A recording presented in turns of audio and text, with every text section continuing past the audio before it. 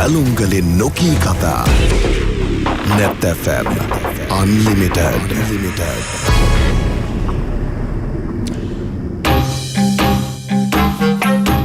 අයිබෝන් සුබ සන්ධ්‍යාවක් අපේ සුපුරුදු බදාදා දිනේ Net FM Unlimited දේශපාලන සංවාදය අපි ආරම්භ කරනවා. අපි ඔබට අද සඳහන් කළ පරිදි අපේ ආරාධනයෙන් තරුණ හා ක්‍රීඩා අමාත්‍ය නාමල් රාජපක්ෂ මැතිතුමා වැඩසටහනට සහභාගී වෙලා ඉන්නවා. වර්තමානයේ තරුණයෙක් විදිහට තරුණයන් වෙනුවෙන් මොනවද කරන්න තියෙන්නේ? රටට ලෝකය අභිබවා ජයග්‍රහණ ගේන තාරුණ්‍යයත් එක්ක ක්‍රීඩාව හරහා මොනවද එතුමන් කරන්න බලාපොරොත්තු වෙන්නේ? මං හිතන්නේ ක්‍රීඩාවට ආදරය කරන රටේ අනාගතය පිළිබඳව තාරුණ්‍ය පිළිබඳව බලාපොරොත්තු තියෙන හැමෝටම මං හිතන්නේ පිළිබඳව බලාපොරොත්තුවක් ඇති කියලා අපි විශ්වාස කරනවා. ඒ අනුව අපි බොහොම කැමැත්තෙන් බොහොම ගෞරවයෙන් අපේ වැඩසටහනට පිළිගන්නවා තරුණ හා ක්‍රීඩා කටයුතු ඇමතිතුමාව නාමල් රාජපක්ෂ මැතිතුමාව. අයිබෝන් ඔබතුමාට. අයිබෝන් මං හිතන්නේ වඩා තරුණ ඇමතිවරයෙක් වැඩසටහනක හඳුන්වා දෙන්න මෙහෙම සංවාදයේ දෙන්න ලැබිච්ච පළවෙනි අවස්ථාව කියලා මම විශ්වාස කරනවා. කොහොමුණත් ක්ෂේත්‍ර කීපයක් තියෙනවා නාමල් ඇමතිතුමා.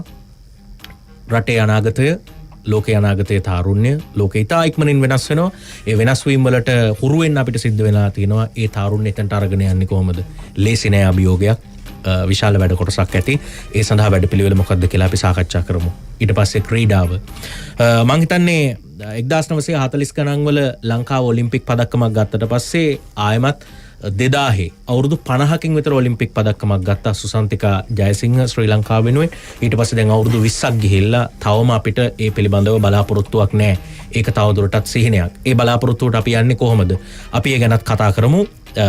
ඔබේ විෂය, ඔබේ බලාපොරොත්තු, ඔබේ සැලසුම් ඒ හරහා අපි කතා කරන්න බලාපොරොත්තු වෙනවා. පොදු කාරණයකින් අපි ප්‍රවේශය අරගමු.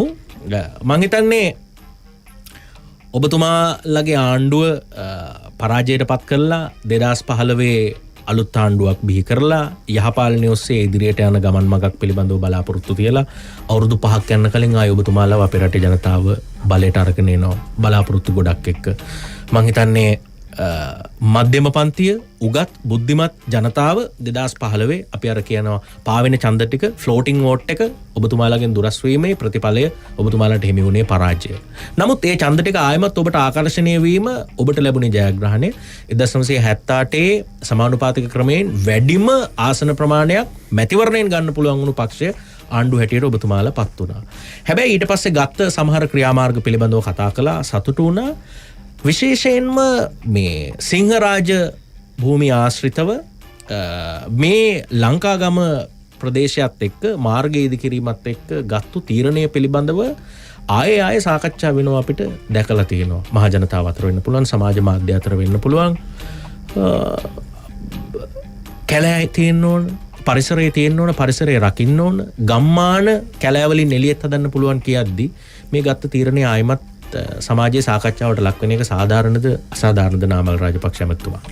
ඔය මම හිතන්නේ මනෝජ් අපි මේ රටේ සංවර්ධනය ගැන කතා කරනකොට අපි හැමදාම කතා කරන තිරසාර සංවර්ධනයක් ගැන. ඒකෙදී අතිගෞරව ජනාධිපති ගෝඨාභය රාජපක්ෂ මැතිතුමාගේ ප්‍රතිපත්ති ප්‍රකාශනයේ පැහැදිලිව සඳහන් වනවා මේ රටේ පරිසර පද්ධතීන් සහ පරිසරය ආරක්ෂා කරගෙන අපි මේ රට සංවර්ධනය කළ යුතුයි කියන කාරණේ. ඒ වගේම තමයි අපි සංවර්ධනය ගැන කතා කරනකොට මේ ග්‍රාමීය සංවර්ධනය, නාගරික සංවර්ධනය වගේම මනෝජ් අපි තේරුම් ගත යුතු කාරණේ තමයි මේ රටේ පාරම්පරික ගම්මාන තියෙනවා. ඒ පාරම්පරික ගම්මානවල ආවෙනිකණු ගම්මාන තියෙනවා. හැබැයි ඒ වගේම තමයි සමහර ගම්මාන හුදකලා වෙලා තියෙනවා. ඒ කියන්නේ මේ ගම්මානවල සහ අනිකුත් නගර අතර තියෙන සම්බන්ධතාවය, රාජ්‍ය ආයතනයට යන්න තියෙන නොහැකියාව පිළිබඳව ලොකු ජනතාව තුළ විශාල පීඩනයක් තියෙනවා. දැන් මීමුරේ ගත්තොත් වෙනස් සංකල්පයක්. ඒක පාරම්පරික ගම්මානයක්. හැබැයි සංචාරක ව්‍යාපාරයේ වගේම මීමුරේ ගත්තම පරිසර පද්ධතියක් එක්ක එක කොනකට සීමා වෙච්ච ගම්මානයක්. දැන් ලංකාගම ගත්තම ඒක අතරමැදි ගම්මානයක්, පාරම්පරික මාර්ග තියෙන තැනක්. ඉතින් මම හිතන්නේ ඒ තුළ ඒ දරුවන්ට පාසලට යන්න, වැඩිහිටියන් රාජ්‍ය ආයතනයකට යන්න යම් සම්බන්ධතාවයක් ගොඩනගෙන්න ඕනේ. මේ නොතිබිච්ච තැනක් නෙවෙයි. වහන නොගියන තැනක් නෙවෙයි. පාරක් නොතිබිච්ච තැනක් නෙවෙයි. මේ කැලයක් සුද්ධ කරලා අලුතෙන් පාරක් හදන තැනක් නෙවෙයි. තියෙන පාර හදලා දෙන එකක් කරන්නේ. ඉතින් මම හිතන්නේ ඒ තුල අතිගෞරව ජනාධිපතිතුමා පැහැදිලිව ඒ ස්ථානෙට ගියා නිරීක්ෂණය කරා ඒ වගේම තමයි ගම්මැසියෝස් වගේම පරිසරවේදීන් වගේම ගම්මැසියෝ එක්ක සාකච්ඡා කරා ඉතින් අවසානයේ තීන්දුව කරා අපි පාර හදමු හැබැයි ඒ වගේම යම්කිසි හානියක් වෙනවා කියලා උපකල්පනය කරනවා නම් ඒ හානියට සරිලන ආකාරයේ ගස් ප්‍රමාණයක් ඒ පරිසර පද්ධතිය තුළ අපි ගොඩනගමු කියන කාරණය. ඉතින් මම හිතන්නේ අපි කළ යුතු දේ තමයි ග්‍රාම්‍ය සහ නාගරික සංවර්ධනය වගේම මෙවැනි හුදකලා වෙච්ච තනි වෙච්ච ගම්මාන පාරම්පරික ගම්මාන කිව්වොත් ඒවා නාගරික ප්‍රදේශයක සම්බන්ධ කරමින් උන්ට අවශ්‍ය අධ්‍යයන පාසුකම් දෙන ගමන් මම හිතන්නේ දිගු කාලීනව මේ ප්‍රදේශ හඳුනගෙන මේවා නීතිමය රාමුවකට කොටු කරන්න ඕනේ. මේ ගම් නැත්නම් මේ ප්‍රදේශයේ උදාහරණයකට හම්බන්තොට අලිමංකඩ. අද අලිමංකඩවල තමයි බේරගන්න අමාරුම තැන. පහුගිය ආණ්ඩුව කාලේ හම්බන්තොට තිබිච්ච සියලුම අලිමංකඩවල ටික හරස් කරලා ගෙවල් හැදුවා. ඊට පස්සේ දැන් ලොකුත් ප්‍රශ්නයක් අලි ගෙවල් වලට එනවා. මොකද ඇත්තට වෙලා තියෙන අලි ගෙවල් වලට නෙක නෙමෙයි අපි කැලේට ගිහපු එක. ඒකනේ උනේ. ඒකනේ වෙලා තියෙන්නේ. ඉතින් එහෙමනම් දැන් අපි කර යුත්තේ මොකද්ද? අලිමංකඩ හඳුනා ගන්න ඕනේ. ඉතින් මේ අලිමංකඩවල ටික හඳුනාගෙන රක්ෂිත ටික හඳුනාගෙන මේවා ආරක්ෂා කරන්න අවශ්‍ය නීතිමය රාමු ටික හදලා මේ පරිසර පද්ධතිය ආරක්ෂා කරන්න අපි කටයුතු කරනවා. ඉතින් මම හිතන්නේ ඒක අතිකව ජනාධිපතිතුමාගේ අගමැතිතුමාගේ ප්‍රතිපත්ති ප්‍රකාශය පැහැදිලිව කියලා දෙනවා විතරක් නෙවෙයි අපි ප්‍රායෝගිකව ඒක ක්‍රියාත්මක කරනවා. ඔව්.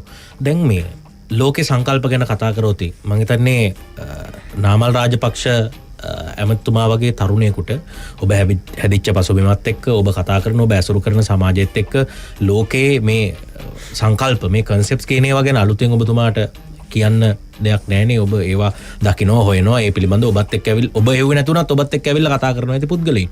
හැබැයි දැන් අපි චීනයේ උදාහරණයක් අරගත්තොත් අපි දකිනවා ඒ කියන්නේ වනාන්තර ආරක්ෂා කරන්න ඕන නම් කැලේ තියා ගන්න ඕන නම් ගම්මානයක් තියෙනවා නම් ගම්මාන ගෙනල්ලා වෙන තැනක ස්ථාපිත කරනවා.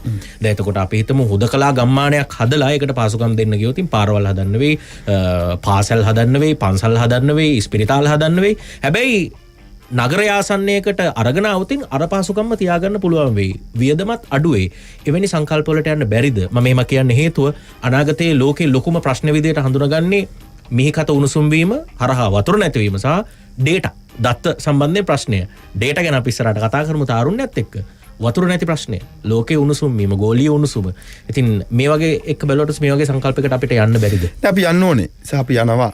එවැනි සංකල්ප වල මොකද අපි ගත්තොත් මනෝජ් බාන්න දැන් අපි අපේ රටේ පාරම්පරික ක්‍රමවේදයේ මත අපි කුඹුරු ඉඩම් දුන්නා ඒ කාලේ. ගොඩින් අක්කර 2යි මඩින් අක්කරයයි. ඉතින් ගොඩින් අක්කර 2 දීලා මඩින් අක්කරේ දීලා එතනම තව පර්චේස් 10ක ගෙදර හදාගත්තා. ඒකට විදුලිය දෙන්න අපි කොච්චර වියදම් කරනවද? පවුල් 50ක් පදිංචි කරොත් 50 වැඩි කිරීම තුන අක්කර 150ක තමයි ගෙවල් ගම්මානේ විහිදෙන්නේ. ඒක අක්කර 150ට හරියන වතුර බත් ටික අදින්න ඕනේ අපි. පාරවල් ටික හදන්න ඕනේ. විදුලිය දාන්න ඕනේ. ඉතින් මම හිතන්නේ මේ සංකල්ප අද ලෝකෙ වෙනස් වෙනවා. හැබැයි අපි තේරුම් ගන්න ඕනේ කාරණේ තමයි අපි වගේ රටක අර ඩ්‍රාස්ටික් චේන්ජ් කියන්නේ එක රැකින් මේ සංකල්ප වෙනස් කරන්න බෑ. මොකද අපේ රටේ වැඩිහිටි පරම්පරාව පුරුදු වෙච්ච සම්ප්‍රදායික ක්‍රමවේදයක් තියෙනවා. සම්ප්‍රදායික ක්‍රමවේදයක් තියෙනවා. මම හිතන්නේ ඉදිරි කාලේ විශේෂයෙන්ම අලිමංකඩවල සහ වනාන්තර ආශ්‍රිතව ගම්මාන අපි නාගරික ප්‍රදේශ වලට ගෙනල්ලා තට්ටු නිවාස සංකල්ප වලට ගිහිල්ලා ඒ ගමන අපි යන්න ඕනේ. දැන් විශේෂයෙන්ම මේ වෙනකොට සාකච්ඡා කරනවා නාගරික සංවර්ධන නිවාස අමාත්‍යාංශ රාජ්‍ය අමාත්‍යතුමා එක්ක අපි තරුණ නිවාස යෝජනා ක්‍රමයක් පටන් ගන්නවා. හැබැයි ඒක තට්ටු නිවාස යෝජනා ක්‍රමයක්. අර පහුගිය ආණ්ඩුව වගේ කැලවල් සුද්ධ කර පර්චේස් විශ්ව බෙදනේව නෙවෙයි. ඉතින් අපි ජනාවාස දිනය කේන්ද්‍ර කරගෙන ගම්පහෙන් පටන් ගම්පහ දිස්ත්‍රික්කයෙන් අපි ආරම්භ කරන්න බලාපොරොත්තු වෙනවා. විශේෂයෙන්ම තරුණ අමාත්‍යාංශයත් තරුණ සහ ක්‍රීඩා අමාත්‍යාංශයත් නිවාස අමාත්‍යාංශයත් එක්ක එකතු වෙලා අලුත් නිවාස යෝජනා ක්‍රමයක් මේ තරුණයන් වෙනුවෙන් එන්නේ තරුණ විවාහක තරුණයන් වෙනුවෙන් තට්ටු නිවාස සංකීර්ණ මේ රටේ ග්‍රාම්‍ය නාගරික ප්‍රදේශවල හඳුනගෙන ඉදිකිරීමේ ව්‍යාකෘතියක්. ඉතින් මම මෙවැනි අලුත් සංකල්ප ටික ටික ගෙනල්ලා මේ පාරම්පරික ක්‍රමවේදයේ අපේකම සංස්කෘතිය ආරක්ෂා කරන ගමන් මේ පාරම්පරික සිද්ධාන්ත නැත්නම් පාරම්පරික න්‍යායන් වලින් යම්කිසි මිදීමකට ඇවිල්ලා අපි අලුත් ජන සමාජයත් එක්ක අපි එන්න ඕනේ. මම ඒකට හොඳම දැන තමයි තරුණයා. තරුණයාට ඒ අවශ්‍ය පහසුකම් ටික දුන්නොත් ඒ අවශ්‍ය පසුබිම දුන්නොත් මම දැන් එතනින් අපිට මේක ඉස්සරහට ගෙනියන්න පුළුවන්. ඔව්. දැන් අපි උදාහරණයක් විදිහට ගත්තොත් මේ පාරිසරික ප්‍රශ්නේ ටිකක් සංවේදී ප්‍රශ්නයක් නිසා වනාන්තර වනගහනය වැඩි කිරීමේ අවශ්‍යතාවයකුත් තියෙන නිසා හොරෙනුත් කැලෑ කපන නිසා ඒ හින්දා මේ වනාන්තර පද්ධතිය ආරක්ෂා කරගන්න තියෙන උවමනාව සහ ඒ වෙනුවෙන් හඬ නගන නිසා ඔබේ ඡන්ද ගොඩ ඇතුලේ එවැනි බලාපොරොත්තු තියෙන රාශියකුත් හිටපු නිසා ඒ අය අන්ලිමිටඩ් දාන නිසා අපි ඒ ගැන තවදුරටත් කතා කරොතින් දැන් අපි දකිනවා ගම්මානවල කැලෑවිලි කිරීම සිද්ධ වෙනවා, ජාවාරම් සිද්ධ වෙනවා, ඒවට ක්‍රමවේද හදාගෙන තියෙනවා.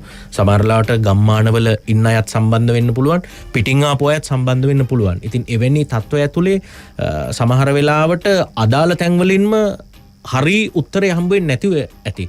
අපිට ඒවා නිරීක්ෂණයක් කරලා එතනට ගිහිල්ලා එවැනි තොරතුරු මත අපිට තීරණ ගන්න බැරිද? මේ මගේ ප්‍රශ්නේ මම අහන්නේ මේ සමාජයේ මත. මම එදා ගෝඨාභය රාජපක්ෂ ජනාධිපතිතුමා කරේ ඒක. එතුමා ස්ථානට ගියා. ගිහිල්ලා බැලුවා, ජනතාවෙන් ඇහුවා, ජනතාවට අහුම්කම් දුන්නා. ඒ වගේම තමයි පරිසර වෙදින්ට අහුම්කම් දුන්නා. ඉතින් මම දන්නේ මේ පරිසර පද්ධතිය කියන කාරණේ තාමත් සංවේදී කාරණයක්. පරිසර පද්ධතිය විනාශ කරන අයට තරාතිරම නොබලා ඒ නීතිය ක්‍රියාත්මක කරන්න ඕනේ. ඒ වගේම තමයි මේ පරිසර පද්ධතිය නම් කිරීමේදී යම්කිසි අප්ඩේට්ස් වෙලා තියෙනවා. ඉතින් ඒව පිළිබඳව ජනතාව දැනුවත් කරන්න ඕනේ. සමහර වෙලාවට ජනතාව එදා ජීවත් වෙච්ච ගම්මාන අද අලුත් ගැසට් ඇවිල්ලා ආලිමංකඩ වල තව වන සංරක්ෂිත කලාප බවට පත් වෙලා තියෙනවා. උතුම් දන්නේ මගේ ගමේ වීරවිල. වීරවිල ප්‍රධාන පාරේ භාගයක් වන සංරක්ෂිත කලාපයට අයිති වෙන්නේ. හැබැයි ඒක මේ 90 ගණන් වල 2000 ගණන් වල 90 ගණන් වල අගභාගේ මගේ නිවැරදි කියමු රටත් අපු ගැසට් එකක් හින්දා වෙච්ච දෙයක්. හැබැයි ඒ අය එතන පදිංචිලා හිටපු අය අවුරුදු ගණන් ආවා. හැබැයි ඒ අය ඒකට දැනුවත් කිරීම සහ ඒකට විකල්ප මොනවද අපි දෙන්නේ? ඉතින් මම හිතන්නේ අපි පළවෙනි කාරණය තමයි පරිසර පද්ධතිය ආරක්ෂා කරනවා කියන තේමාව අපි දේශපාලනීකරණය කරන්න හොඳ නැහැ. පළවෙනිම කාරණය. සහ දෙවෙනි කාරණය තමයි ඒක ව්‍යාපාරයක් කරගන්න හොඳත් නැහැ. මොකද සමහර උදවිය ඒක තනිකර පරිසරය ආරක්ෂා කිරීම කියන කැම්පේන් එක. ඒ අභියෝගය නැත්නම් ඒ පරිසර පද්ධතියක් රැක ගන්න ඕනේ කියන සංකල්පය තමන්ගේ හුදෙක් ආර්ථික මාර්ගය බඩ පරිවර්තනය කරගෙන තියෙනවා. ඉතින් ඒක තුල මේ පරිසර පද්ධතියට ලෝකේටවත් සාධාරණයක් වෙන්නේ නැහැ. ඉතින් මම දන්නා ග්‍රීන් කන්සෙප්ට් එක. ග්‍රීන් සංකල්පය. හරිත සංකල්පය. එක අපි මේ ජන සමාජය ගොඩ නැගෙන්න ඕනේ. ඉතින් ඒකෙදි මේ ගස් කොළන් කපනවා සුද්ධ කරනවා කියන කාරණේ පමණක් නෙවෙයි. බහුආශ්‍රිතව වැලි කැපීම්, මහමුහුද, කොරල්. මේ මහමුහුද සමුද්‍ර කාදනය, සමුද්‍ර දූෂණය සහ සමුද්‍ර කාදනය ගැන සමුද්‍ර කාදනය ගැන රටමැද ලොකුවට කතා වෙන්නේ නැහැ. අපි ලොකු ප්‍රශ්නයක් ඒක. මත්ස්‍ය සම්පතට විශාල ගැටලුවක්, සංචාරක ව්‍යාපාරයට විශාල ගැටලුවක්. ඉතින් මම මෙන්න මේ කියන කාරණා එක්ක අපේ ඉදිරියේදී හැදෙන අපේ අනපනත් නීති රාමු සහ අපේ සංවර්ධන ප්‍රතිපත්ති මේ නූතනත්වයක් දෙක අපි වෙනස් කරන්න. මම හොඳ උදාහරණයක් කියන්න අධිවේගී මාර්ගය. අපේ කාලේ ඩිසයින් කරනකොට අපි මාතරේ ඉඳන් උඩින් හැදුවා, එලිවේටඩ් කරා. හේතුව තමයි පරිසර පද්ධතියක් උඩින් යන්නේ එතන. ඒතර අපි තීන්දුව කරා මේක ගොඩ කරලා ගස් කපනට වඩා වියදම ටිකක් වැඩි. වියදම වැඩි. හැබැයි පරිසර පද්ධතිය රැක ගන්න ඕනේ අපි උඩින් ගියා. ඔබ ඒ හයිවේ එක අධිවේගී මාර්ගය එතනින් බෙලියත්ත පහු කරගෙන යනකොට හම්බන්තොට එනකොට ඔබට පේනවාදී ගුවන් පාලම් විශාල ප්‍රමාණයක් තියෙනවා. සමහරව කල්පනා කරනවා ඇයි මේ? හේතුව අලිමංකඩවල. අලිමංකඩ හරස් නොකොට අලින්ට යටින් යන්න පුළුවන් වෙන විදියට අපි එතන හැදුවා. දැන් මත්තල ගුවන්විදුලි පොලේ හෙක්ටර් 2500ක් තිබ්බා. හැබැයි අපි මීටර 500ක් අලිවට වෙනස් කරා. හේතුව බඳගිරිය වැවගාවෙන් අලින්ට ක්‍රොස් කරන්න, අලින්ට හැම යන්න පුළුවන් අවකාශය අපි ඉඩ දෙන්න ඕනේ. ඒකත් දෙක්ක හෙක්ටර් 30000ක් ගැසට් වෙනවා අලිමංකඩක් විදියට. ඉතින් මේ රට වටේටම මේ සංවර්ධන යෝජනා ක්‍රම ක්‍රියාත්මක වෙනකොට මේ පරිසර පද්ධතිය දෙක තමයි අපේ අවධානය යොමු වෙලා තියෙන්නේ. එදා ගෝඨාභය රාජපක්ෂ මහත්මයා නාගරික සංවර්ධන අමාත්‍යාංශ ආරක්ෂක ලේකම්වරයා විදිහට මේ කොළඹ ලස්සන කරා. ලස්සන කරනවා කියන්නේ මොකද්ද? පරිසරය ආරක්ෂා කරනවා. අපේ හුඟක් වෙලාවට හිතනවා මේ ලස්සන කිරීම පරිසරය ආරක්ෂා කරනවා කියන්නේ මේ ගස් හිටවන එක විතරයි කියලා නෑ. වාතය. අපි අද හුස්ම ගන්න මොනවද? අපි හුස්ම ගන්න වාතය පිරිසිදු කරන්න ඕනේ. ඔව්. මේ පරිසර පද්ධතිය කියනකොට අපිට එන විශාලතම අභියෝගය තමයි මේ සියල්ලම කළමනාකරණය කිරීම. සහ මනෝජ් මං අපි යෝජනා කරා. අපි මම ඉදිරියට ක්‍රියාත්මක කළ යුතු කාරණය තමයි මේ වෝටර් මැනේජ්මන්ට්. වතුර පරිපාලනය කිරීම හරියට. මතනේ ඔබේ ආණ්ඩුවේ ප්‍රතිපත්තියත් එක්කත් ඒක වැදගත් වේ. විශාල වශයෙන් බෝගවගාවට යනවා නම් වතුර තියෙන්න ඕන. අනිවාර්යයෙන්. ඒක කෘෂිකර්මාන්තය වගේම අපි මේ පරිහරණය. දැන් මේ ගොඩනැගිල්ල ගන්න. මේ ගොඩනැගිල්ලේ බහුතරයක් තියෙන්නේ කාර්යාලය. එතන මේ ගොඩනැගිල්ලේ වතුර බහුතරයක් පාවිච්චි වෙන්නේ මොකටද? වැසිකිලි කැසිකිලි වලට. ඒක තමයි බහුතර 80%ක් 90ක් මේ ගොඩනැගිල්ලේ වතුර භාවිත වෙන්නේ ඒකට. හැබැයි මේ ප්‍රදේශෙම ඉන්න ජනතාව බොන්නේත් ওই වතුර ටිකමයි. වැසිකිලි කැසිකිලි වලට පාවිච්චි කරන්නේ ওই වතුර ටිකමයි. එක මේ රටේ අපි ලෝක වෙළඳ සංකීර්ණය ගත්තත් හම්බන්තොට වරාය ගත්තත් අනුරාධපුර ගත්තත් එකම දේ. හොඳට පිරිසිදු කරලා එන වතුර ටික. පිරිසිදු කරලා අපි ආණ්ඩුව රටේ ජනතාවට බොන්න බීමට සුදුසු පිරිසිදු කරලා එන වතුර ටිකෙන් තමයි අපි වැසිකිලි කැසිකිලි සුද්ධ කරන්නේ. කාර් එක හොදන්නේ. අනිකුත් මල් පැල වලට දානවා නම් වත්තර දානවා නම් දූවිලි වැඩි නම් වතුර දාන්නේ ඒක. මේ ලෝකේ බොහෝ රටවල පියුරිෆිකේෂන් සිස්ටම් එකක් තියෙනවා. අපි පාවිච්චි කරන බීමට පාවිච්චි කරන වතුර, සහ උයන්න පියන්න පාවිච්චි කරන වතුර, වැසිකිලි කැසිකිලි වතුර 60%ක් 80ක් විස බීජ හරණය කළ නැවත වතාවක් වැසිකිලි කැසිකිලි වලට එවනවා. දැන් මේ ගොඩනැගිල්ලට එක කරා නම් මේ ගොඩනැගිල්ලට අවශ්‍ය වතුර ප්‍රමාණය 80ක් ඒකෙන් ඉවර වෙනවා. එතකොට ඒකේ තියෙන වියදම අඩුයි, කොස්ට් එක අඩුයි. නැත්නම් ඒකට යන මුදල් ප්‍රමාණය අඩුයි. මම හිතන්නේ එවැනි නූතනත්වයක් එක්ක අපි ඉදිරියට යන්න ඕනේ. මම හිතන්නේ ඉදිරියේදී අපි සංවර්ධන කටයුතු ක්‍රියාත්මක කරන විශේෂයෙන්ම හම්බන්තොට දිස්ත්‍රික්කයේ කොළඹ යාපනය වැනි ප්‍රදේශ තම සීග්‍රෙන් කුරුණෑගල ශීග්‍රෙන් නාගරිකරණය වීමට වෙල කියලා අපි අපේක්ෂා කරනවා. කුරුණෑගල හයිවේ කාම කුරුණෑගල දැනුත් නාගරිකරණය වෙච්ච ප්‍රධාන නගරයක්. ඒක තවත් පුළුල් වෙනවා. දඹුල්ලත් එහෙමයි. හම්බන්තොටත් එහෙමයි. ඉතින් මෙවැනි නගරවල අපි ගොඩනැගිලි අනුමත කරනකොට ආණ්ඩුව විදියට මෙවැනි නීති මාලාවන් හඳුන්වා දීම ඉතාමත් වැදගත්. අපි ඒවා ඉදිරියට ක්‍රියාත්මක කරන්න බලාපොරොත්තු වෙනවා. ඔව්. දැන් අර ඔබ කියපු නිසා අපි ලෝකයේ ඇතැම් රටවල් වල මේ කුණු කඳු ළඟින් යනකොට අපිට පේනවා ඉස්සරහා කුණු කන්ද මැද ඉතාමත් අපිරිසිදු වතුර. හැබැයි ඒක කෙලවරකින් ඒ වතුර පිරිසිදු වෙලා උපරිම පිරිසිදු මට්ටමට ඇවිල්ලා එළියට එනවා. ඉතින් එතකොට අර ඔබ කියපු වේස්ට් වෝටර් මැනේජ්මන්ට් කියන එක ඉතා උපරිමයෙන් කරන්නේ කොහොමද කියන දේ තියෙනවා. හැබැයි අපි ගැන හිතලවත් බලන්නේ නැහැ. තව එක කාරණයකට අවධානය යොමු කරොත් දැන් සාම්ප්‍රදායික ගම්මානවල ජීවත් වෙන ජනතාව කැමති ඇති ඒ ගම්මානවල ඒ විදිහටම ජීවත් වෙන්න. ඔවුන්ට හැබැයි ඒ පිළිබඳව අවබෝධ කරලා දුන්නොත් ඊට වඩා තැන් තියෙනවා කියලා කිව්වොත් ඒ වගේ තැන් වලට යන්නේ පාසුකම් භුක්ති විඳින්නත් ඔව් කැමති වේවි. හැබැයි ඔවුන්ට තියෙන බය නිසා හෝ කැමැත්ත නිසා හෝ ඒ තැන් වල ඉන්නවා. දැන් උදාහරණයක් විදිහට මේ විල්පත්තුව පැත්තේ ප්‍රශ්න ඇති වෙනකොට රිචාඩ් බදියුදීන් හිටපු ඇමතිවරයාත් කතා කරේ ඔහු කිව්වේ ඒවා මේ සාම්ප්‍රදායික ගම්මාන, ඓතිහාසික ගම්මාන, කාලයක ඉඳලා හිටපු ගම්මාන. හැබැයි ඒවා වනාන්තර විදියට පරිස්සම් කරන්න පුළුවන් නම් තවදුරටත් ගම්මාන ඒවා තියන්න අවශ්‍ය නැත්නම් සාම්ප්‍රදායික ගම්මාන උනත් ඔවුන්ට අදාළ වාසස්ථාන හදලා දීලා අපිට වන පද්ධතිය වැඩි කරන්න පුළුවන් නේ. ඒ වගේ සංකල්ප වලට මං හිතන්නේ අපිට ඉදිරියේදී යන්නම වෙයි නේද නාමල් ඇමතුමා. නේ අනිවාර්යෙන් අපි එවැනි ගම්මාන හඳුනගත්තොත් සහ මම හිතන්නේ වනජීවි අමාත්‍යාංශය පරිසර අමාත්‍යාංශය ඒ ගම්මාන එවැනි ගම්මාන පිළිබඳව තීන්දුවක් ගත්තොත් ඒ පිළිබඳව අපි ආණ්ඩුවක් විදිහට ක්‍රියාත්මක වෙනවා. හැබැයි ඒක හුදෙක් දේශපාලනික අවශ්‍යතාවයක් මත වෙනවා නම් ඒකට අපි සූදානම් නැහැ. දැන් විල්පත්තුව ගත්තොත් දේශපාලනික අවශ්‍යතාවයක්. විල්පත්තුවේ පදිංචි කිරීම සියල්ලම දේශපාලනික අවශ්‍යතාවයක්. ඒක පැහැදිලි කාරණයක්. ඉතින් ඒ දේශපාලනික අවශ්‍යතාවයත් පාරිසරික අවශ්‍යතාවයක් කියන්නේ දෙකක්. දැන් ඒ දේශපාලනික අවශ්‍යතාවය ඉෂ්ට කරන්න අපි පාරිසරික අවස්ථාව ගැන කතා කරලා වැඩක් වෙන්නේ නැහැ. දැන් රිෂබ් බද්වී මහත්තයා කියන ඔය පාරම්පරික ගම්මාන කොච්චර පරණද කියලා අහන්නකෝ. ඒවා ඒ කාලේ හිටපු කෙනෙක්ගේ පවුලක පරම්පරාවක නමක් කියන්නේ. ඒවා එතුමා ගාව නැහැ. ඒ සියල්ලම මේ දේශපාලන කාරණයක්. ඔහුගේ දේශපාලනික අවශ්‍යතාවය මත හෝ වෙනත් අවස්ථාවක් මත පදිංචි වීම සිද්ධ කරා. ඒ සඳහා වනාන්තර සුද්ධ පවිත්‍ර කරලා එයාගේ වැඩේ කරගෙන ගියා. හැබැයි දැන් අපි ගත්තොත් ලංකාගම සිද්ධියට හාත්පසින් වෙනස් කාරණයක්. ඉතින් මේ කාරණා දෙක අපි පටලගත යුතු නැහැ. ඒක තමයි මගේ විශ්වාසය. ඔව්. අපි දැන් ඔය කතා කරේ පරිසරය සහ වතුර අනාගතයේ ලෝකයේ මතුවෙන ප්‍රධානම කාරණා දෙක අපි හඳුනගන්න විදිහට water and data. වෝට ගැන කතා කරේ ඩේටා අපි පාවිච්චි කරලා ඔබ තරුණ කටයුතු ඇමතිවරයා තාරුණ්‍ය ඩේටාත් එක්ක ලොකු ගනුදෙනුවක් සිද්ධ කරනවා. ඒ කියන්නේ සමහරවිට ඉස්සරහට වතුර නැති වුණත් වතුර නැති වුණත් ඩේටා ඊට වැඩි ප්‍රශ්නයක් වෙන්න පුළුවන්. කොහොමද මේ දත්තත් එක්ක එහෙම නැත්නම් ඩේටා එක්ක අපි පාවිච්චි කරන මේ sannivedana මෙවලම් එක්ක තාරුණ්‍ය බල ගන්නවන්න මොන වගේ අදහසක්ද තියෙන්නේ? ඔව් මම හිතන්නේ මනෝජ් අපි ඔක පුරුල් සාකච්ඡාවක් සහ මම හිතන්නේ මේ කෙටියෙන් සුළුවට තකිය යුතු නැති කාරණයක්. අපි ඉතිහාසයට ගියොත් අපේ තරුණ සේවා සභාව 1979 පිටවල තියෙන්නේ. ක්‍රීඩා පනත 1973 විවෘත ආර්ථිකයක් කලින් පිටවල තියෙන්නේ. එදා අපි කතා කරාවත් මාධ්‍ය එකක වෙනවා මනෝජ් තරුණ සේවා සභාව වෙනි ආයතන සහ ක්‍රීඩා තුල. එදා දක්ෂ ක්‍රීඩකයෝ ඇති වුණා. දක්ෂ කලාකරුවෝ ඇති වුණා. දක්ෂ මාධ්‍යවේදී නැති වුණා. ඉතින් බොහෝ දෙනෙක් අහන ප්‍රශ්නේ තමයි ඇයි දැන් නැත්තේ? දැන් අවුරුදු 20ක් තිස්සේ ඇයි දක්ෂ ක්‍රීඩකයෝ වෙන්නේ නැත්තේ? ඇයි තරුණ සේවා සභාව වෙනි ආයතන වලින් එදා බිහි කරපු චරිත එළියට එන්නේ නැත්තේ?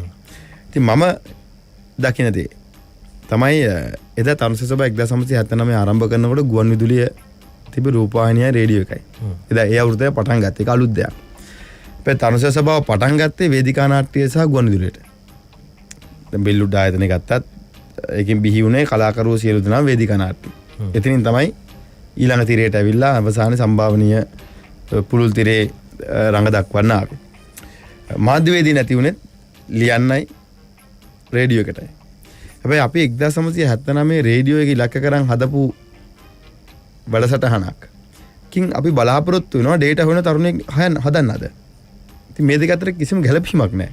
ලොකු ගැප් එකක් තියෙනවා. ලොකු ගැප් එකක් තියෙනවා. අපි 1973 විවෘතාර්ථකයට කලින් තිබිච්ච ක්‍රීඩා පනතක් දිහා බලලා ඒ ක්‍රමවේදයක් දිහා හදා චිත්‍රයක්ම වාගෙන චිත්‍රය තුල අපි උත්සාහ කරනවා නූතන ප්‍රොෆෙෂනල් එහෙම නැත්නම් වෘත්තිමය ක්‍රීඩකයෙක් හදන්න. ඒක වෙන්නේ නැහැ මනෝජ් කවදාවත්. ඉතින් මම හිතන්නේ මේ ක්‍රීඩා පනත අපි වෙනස් කළ යුතුයි කියන තීන්දුව අපි අරගෙන ඒ පිළිබඳව දැන් ක්‍රීඩා කවුන්සිලේ මහේජාවදන මහත්මයාගේ ප්‍රධානත්වයෙන් තියෙන ක්‍රීඩා කවුන්සිලය එකක් ජාතික ක්‍රීඩා සැලැස්ම හදන්න. අපි කොහොමද ක්‍රීඩාව ඉදිරියට ගෙනියන්නේ සහ අපි මොන ක්ෂේත්‍රවලට අපි මුදල් ආයෝජනය කරන්නේ කියන කාරණය. මොකද අපි අවුරුද්දකට ගත්ත ක්‍රීඩා අමාත්‍යාංශයේ යටිදල පහසුකම් සංවර්ධනයට බිලියන 3ක් විතර මුදල් අපි ආයෝජනය කරලා තියෙනවා. අවසානයේ වශයෙන් අපි කල්පනා කරන්න ඕනේ මේ ජනතාවගේ මුදල්. දැන් බිලියන 3 ගානේ පහුගිය කාලේ ආයෝජනය කරපුවාට මොකද උනේ? ප්‍රතිඵලයක් තියනවාද? සමහරවිට අපි දකිනවා තට්ටු 3 ගොඩනැගිලි හදලා තියෙනවා. දෙවෙනි තට්ටුවේ කැන්ටිම දාලා තියෙනවා. තුන්වෙනි තට්ටුවේ ජිම් එක දාලා තියෙනවා. ක්‍රීඩා ලෝකයේ තුන්වෙනි තට්ටුවට ගිහිල්ලා ජිම් එකකට යන්නේ නැහැ අද. අද සමාජය වෙනස්. ඒක ලෙෂර් ජිම් වල කරනවා ඇති ඔය කොළඹ තියෙන ගාදා ගන්න කරන ලස්සන වෙන්න කරන ඒවා කරනවා. හැබැයි ක්‍රීඩකයන්ට එක බෑ. ක්‍රීඩකයෝ පිටිනියක් දෙක බැඳලා තියෙන්නේ. සහ අපි කෝටි ගාණක් වියදම් කරලා කැන්ටිමක් හදනවා දෙවෙනි තට්ටුවේ. හදලා ව්‍යාපාරිකයෙක් ටිකට කැන්ටිම රන් කරන්න කියලා. එයාට ඒක දුවා ගන්න බෑ වැහෙනවා. අපි සමහර ගම්වලට අපි යනකොට අපි දකිනවා ක්‍රීඩාගාර හදලා තියෙනවා. තට්ටු දෙකයි. පෙවිලියන් එක ගහලා තියෙනවා. පෙවිලියන් එකේ කවුරුත් නැහැ. වාඩි වෙන්න නැහැ. හැබැයි චේන්ජින් රූම් එක මේ වගේ පොඩි කාමරයක්. පෙවිලියන් එකේ හුඟක් ලොකුයි. හැබැයි ලෝකේ වෙන්නේ මොකද්ද? චේන්ජින් රූම් එක ලොකු වෙන්න ඕනේ. නැත්නම් ළමයිට ඇඳුම් මාරු කරගන්න තියෙන පහසුකම් වැසිකිලි කැසිකිලි පහසුකම් ටික තමයි ලොකු වෙන්න ඕනේ.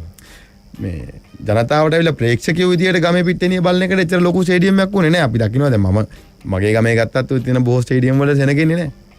හැබැයි ළමයිට යන්නත් බෑ ඒතරට මොකද කාමර පොඩි. අපි මේ සියල්ලම හඳුනගෙන යටිදල පහසුකම් වලට මේ මුදල් මේ බිලියන 3 කියන ආණ්ඩුවේ සල්ලි. ඉතින් මේ බිලියන 3 අපි හරියට ආයෝජනය කරන්න ඕනේ. ඉතින් මම විශේෂයෙන්ම ස්තුතිවන්ත වෙනවා අපේ ක්‍රීඩා කවුන්සිලේ සමාජිකයන්ට සහ සභාපතිතුමාට මහේජාවදන මැතිතුමා ඇතුළු විශාල කැපවීමක් කරනවා. ඒකට පෞද්ගලික ව්‍යාපාර කරන අය නැත්නම් පෞද්ගලික විශාල ආයතන වල ප්‍රධානීන් ඒ සියල්ලම පැත්තක තියලා ඒ වැඩ කටයුතු අතරේ හැමදාම පැයක් හෝ දෙකක් මේ ක්‍රීඩාව දියුණු කරන්න උන්ගේ කාලය උන් යවය කරලා යොමු කරලා අද විශාල ප්‍රගතියක් අපි අරගෙන තියෙනවා. ඉතින් ඉදිරි කාලේ අපි බලාපොරොත්තු වෙන ක්‍රීඩා පනත වෙනස් කිරීම සඳහා කැබිනට් පත්‍රයක් ඉදිරිපත් කරන්න. ඒ වගේම තමයි ග්‍රාම්‍ය පාසල් සහ ග්‍රාම්‍ය ක්‍රීඩාංගන හදන වැඩපිළිවෙල සඳහා ත්‍රිවිධ හමුදාවත් එක රාශී කරගෙන ගම්වල ක්‍රීඩා පිටින ටික හදන වැඩේට යන්න. ඒ වගේම ක්‍රීඩා පාසල් ටික. මොකද ක්‍රීඩා පාසලක ගරු ජීල් පීරිස් අධ්‍යාපන අමාත්‍යතුමා අපිට එකඟ වුණා. කැමැත්ත පළ කළ එකක වුණා. චක්‍ර ලේඛනයක් තුල 8 වෙනි පන්තියේ අමතර පන්තියක් එකතු කරලා දෙන්න. ඒක ක්‍රීඩා පාසලේ ක්‍රීඩා පන්තිය. ඒතර අපි ක්‍රීඩා පාසල වල තියෙන යටිදල පහසුකම් ටික හැදුවොත්. ඒතර මේ ක්‍රීඩකයාට ක්‍රීඩා පාසලේ ක්‍රීඩා කරන ගමන් අධ්‍යාපනය හදාගන්න පුළුවන්. හැබැයි එතනින් අපි නතර වෙන්නේ නැහැ. අපි ඊළඟ පියවර තමයි නයිටා වැනි ආයතනයක මේක සම්බන්ධ කරන්න ඕනේ. ඉතින් අපි ඊළඟට අපි බලාපොරොත්තු වෙන්නේ ස්පෝර්ට්ස් ටෙක්නිකල් ස්කූල් එක. ක්‍රීඩා විශ්වවිද්‍යාලය කියන කාරණේ එකක්, ටෙක්නිකල් ස්කූල් එක කියන කාරණේ එකක්. අපි ක්‍රීඩකයාට අවස්ථාව දෙන්න ඕනේ. NVQ 1 2 3 4ට යන්න. ඒතකොට ක්‍රීඩකයා අවුරුදු 16 දී තීන්දුව කරොත් මම ක්‍රීඩාවෙන් ඔලිම්පික් යනවා 20 24 නැත්නම් මම 20 28 ඔලිම්පික් වලට යනවා කියලා. එhmenan ඒ ක්‍රීඩකයා තීන්දුව කරනවා හරි. මට අධ්‍යාපනයේ හදාන්න මට ඊට වඩා හොඳ කාර්මික පුහුණුවකට යන එක. ඒතකොට ඒ තරුණයාට පුළුවන් ඒකට යොමු වෙන්න. ඒතකොට ඒ තරුණයාගේ අධ්‍යාපනය කඩාගෙන වැටෙන්නේ නැහැ අතරමඟ. ඉතින් දැන් තියෙන ක්‍රමවේදය තුල අනිවාර්යෙන් ක්‍රීඩාවෙන් උඩට ගියොත් අධ්‍යාපනය කඩාගෙන වැටෙනවම තමයි. එකයි කරන්න පුළුවන්. එකයි කරන්න පුළුවන්. දැන් ලෝකෙ වෙනස්. ඒකේ මම කිව්වේ මේ පනත් වල මේ දෙකම කරන්න අවකාශය දෙන්නේ නැහැ. මම කියන්නේ අධ්‍යාපන ප්‍රතිසංස්කරණත් ආවට පස්සේ ඒවට අධ්‍යාපන ප්‍රතිසංස්කරණය ආවම මේ ක්‍රමවේදය පහසුයි. හැබැයි අධ්‍යාපන ක්‍රමේ වෙනස් වුණත් අපේ සංස්කෘතිය වෙනස් වුණ නැත්නම් අපේ ක්‍රමවේදය වෙනස් වුණ නැත්නම් අපි හිතන විදිය වෙනස් වුණ නැත්නම් කවදාවත් මේකට විසඳුමක් හම්බෙන්නේ නැහැ. ඉතින් අපි ක්‍රීඩකයන්වත් හදන්න ඕනේ මේ දෙකම කරන්න ඕනේ. හැබැයි දෙකම කරන්න ක්‍රීඩකයට ඔප්ෂන් දෙන්න ඕනේ. ක්‍රීඩකයා A level වලට විෂයන් 3ක් සමත් නම් ක්‍රීඩකයාට පුළුවන් මෙඩිසින් accounting කරන්න පුළුවන්, finance කරන්න පුළුවන්, ව්‍යාපාර කළමනාකරණය කරන්න පුළුවන්, එහෙම නැත්නම් නීති විද්‍යාව ආදාරන්න පුළුවන්. A level පාස් වෙන්න පුළුවන්. හැබැයි ඒ ක්‍රීඩකයා A level fail නම් මෝටර් මෙකැනික් වෙන්න පුළුවන්, ඩයිවිං වෙන්න පුළුවන්, එන්ජිනියරින් වෙන්න පුළුවන්, NVQ තාක්ෂණය 1 2 3 4ට යන්න පුළුවන්. එතනට යන්නේ ක්‍රීඩකයාට තමන්ගේ ලයිෆ් පාත් එකක් පේනවා. සමහරවිට ක්‍රීඩකයා තීන්දුව ගන්න පුළුවන් නෑ මම අවුරුදු 20 වෙනකම් මම ක්‍රීඩා කරනවා. ඉගෙන ගන්නේ නෑ. හැබැයි NVQ සහතිකයේ ඒ ක්‍රීඩකයාට අවුරුදු 30 දෙවිල කරන්න පුළුවන් වෙන්න ඕනේ. මොකද ਉਹ ජාතික මට්ටමේ පදක්කම් දිනපු ක්‍රීඩකයෙක්. මෙන්න මේ වෙනස්කම් ටික අපි ඊළඟ වසර කිහිපය තුල පැහැදිලිව කරන්න බලාපොරොත්තු වෙන විතරක් නෙවෙයි අපි ග්‍රාමීය මට්ටමේ පාසල් ක්‍රීඩාව නංවන්නත් විශේෂයෙන්ම අපේ රාජ්‍ය අමාත්‍යතුමාගේ විෂය පාසල් ක්‍රීඩා සහ ග්‍රාමීය ක්‍රීඩාංගන. ඉතින් මම රාජ්‍ය අමාත්‍යතුමාත් එක්ක පහුගිය දිනක සාකච්ඡාවකදී පැහැදිලිව එතුමාට උපදෙස් දුන්නා. කඩිනමින් ගම්වල ක්‍රීඩා සමාජ ටික හදන්න ඕනේ. මොකද මේ ක්‍රීඩාව වැටෙන්න එක හේතුවක් තමයි ගමේ ක්‍රීඩා සමාජය වැටුණා. අපි ක්‍රීඩා සමාජයේ වෙනුවට අපි ප්‍රාලේ රාජ්‍ය ආයතන ඇතුළු ක්‍රීඩා සමාජ හදන්න උත්සාහ කරා. ඒකේ හරියන්නේ නැහැ. ගමේ ක්‍රීඩා සමාජය හදන්න ඕනේ. ඒතර අපි හදන ග්‍රවුන්ඩ් එක හෝ පිට්ටනිය වොලිබෝල් කෝට් එක හෝ ඕපන් ජිම් එක ඒ ක්‍රීඩා සමාජයට අපි දෙන්න ඕනේ. ඒතර තමයි ක්‍රීඩා සමාජයට වගකීමක් තියෙන්නේ. ඒතර තමයි ඒ ක්‍රීඩා සමාජය අනිකුත් ක්‍රීඩා සමාජ අතර තියෙන අන්තර් තරඟ පවත්වනකොට හොඳ ක්‍රීඩකයෝ හඹාගෙන යන්නේ. හොඳ ක්‍රීඩකයෝ හොයාගෙන ඉස්සර උදාහරණයක් අපි පොඩි කාලේ තංගල්ලේ ලාටැංගුලින්ස් කියලා ක්‍රීඩා සමාජයක් තිබ්බා. ෆුට්බෝල් තරඟ එනකොට මාතරත් එක්ක මැච් එක ගහනකොට මඩකලපොඩ කියලා ක්‍රීඩකයෝ එක්කන් එනවා. ඇවිල්ලා බලාගෙන වෙළඳ සංගමෙන් එන මනුස්සර කන්න බොන්න දීගෙන රස්සාවක් දීගෙන හම්බන්තොට තියා තංගලේ තියාගෙන මැච් එක ගන්න. ඒ ක්‍රීඩා සමාජ අතර තරංකාරීත්වයක් තිබ්බා. මම හිතන්නේ අපි කළ යුතු කාරණේ තමයි කඩිනමින් අර යෞවන සමාජ හදනවා වගේම රටේ ක්‍රීඩා සමාජ ටික හදන්න ඕනේ. ඒ ක්‍රීඩා සමාජ වලට අවශ්‍ය පහසුකම් ටික අපි දෙන්න ඕනේ. පුළුවන් විදියට. සහ ක්‍රීඩා සමාජ වල තියෙන පිට්ටනි ටික අපි හදන පිට්ටනි. අපි දැන් මේ හදන ග්‍රවුන්ඩ් වෙන්න බලන වොලිබෝල් කෝට් එක මේ ක්‍රීඩා සමාජ එක්ක බද්ධ කරන්න ඕනේ. ඒවා මේ ප්‍රාදේශ සභාවට දීලා වැඩක් නැහැ. නගර සභාවට දීලා වැඩක් නැහැ. දැන් බිලියත් එක ග්‍රවුන්ඩ් එක සුගතදාසට අයිති. හැබැයි තනකොළ කපන්නේ අපි. ඒ අපි සෙල්ලම් කරන ඉඳා. ඒතර ආණ්ඩුවෙන් වල තනකොළ කපන්නේ නැහැ ඒකේ. ඇයි ඒ? අපි සෙල්ලම් කරනවා. ඉතින් ක්‍රීඩා සමාජ හදලා ක්‍රීඩකයාට මේක බාර දුන්නොත් අපි අධීක්ෂණය කරන ගමන් මේව බලා ගන්න ක්‍රීඩකයෝ දෙපාරක් කල්පනා කරන්නේ නැහැ. මොකද එයා ආදරයෙන් මේක බලාගන්නේ. මොකද එයාට දකින්නවා. එයාට දැනෙනවා. ජාතික මට්ටමට යන්න පුළුවන් පාත් එකක් අවකාශයක් හැදෙනවා. අපි දිස්ත්‍රික් පළාත් දැන් අපි ගත්තොත් ලෝකයේ හොඳම කම්පිටිෂන් තියෙන්නේ පළාත් තරඟවල. ඉන්දියාවේ ගත්තත් කවුන්ටි, ඉංගලන්තේ ගත්තොත් කවුන්ටි කියයි. ඉන්දියාවේ ස්ටේට් දැන් ඔය IPL එකේ වුණත් හැදලා තියෙන ප්‍රාන්ත කේන්ද්‍ර කරගෙන. අපේ රටේ තමයි මේ ක්‍රීඩා සමාජය උඩ ඉන්නේ. දැන් නවසීලන්තේ රග්බි කණ්ඩායමට සෙල්ලම් කරන්න බෑ ප්‍රාන්ත කණ්ඩායමකට ගැහුවේ නැත්තම්. කොච්චර හොඳ වුණත් ක්‍රීඩකයා ලෝකේ කොතන සෙල්ලම් කරත් ප්‍රාන්ත කණ්ඩායමේ තරඟාවලියට සම්බන්ධ වුනේ නැත්නම් ජාතික කණ්ඩායමට එන්න බෑ. හැබැයි අපි එහෙම ක්‍රමවේදයක් නැහැ. අපේ සමහර වෙලාවට කොළඹ තියෙන ක්‍රීඩා සමාජ කීපයක් තමයි මුළු ලංකාවේම ක්‍රීඩා වසුරුවන්නේ. ඉතින් ඒක වෙනස් වෙන්න ඕනේ. ඔව්. ඒ කියන්නේ ගන්න තීන්දුව తీරන රසක් තියෙනවා. ඒ සඳහා වන සංකල්ප මොනවද කියලාත් අපි තවදුරට කතා කරන්න බලාපොරොත්තු වෙනවා. ඔබ Facebook ඔස්සේ අපිව බලන්නේ net fm ඔස්සේ අපි වහන්නේ සුපුරුදු බදාදා net fm unlimited වැඩසටහන. අපේ රටේ යෞවනම අමාත්‍යවරයා තරුණ හා ක්‍රීඩා අමාත්‍යවරයා නාමල් රාජපක්ෂ මැතිතුමත් එක්ක අපි unlimited සංවාදය දෙලින්නේ. අපිට ප්‍රවෘත්ති විරාමය දෙන්න ඉතා ඉක්මනින් අපි නැවත හමු වෙමු. බැලුම්ගලින් නොකී කතා net fm unlimited.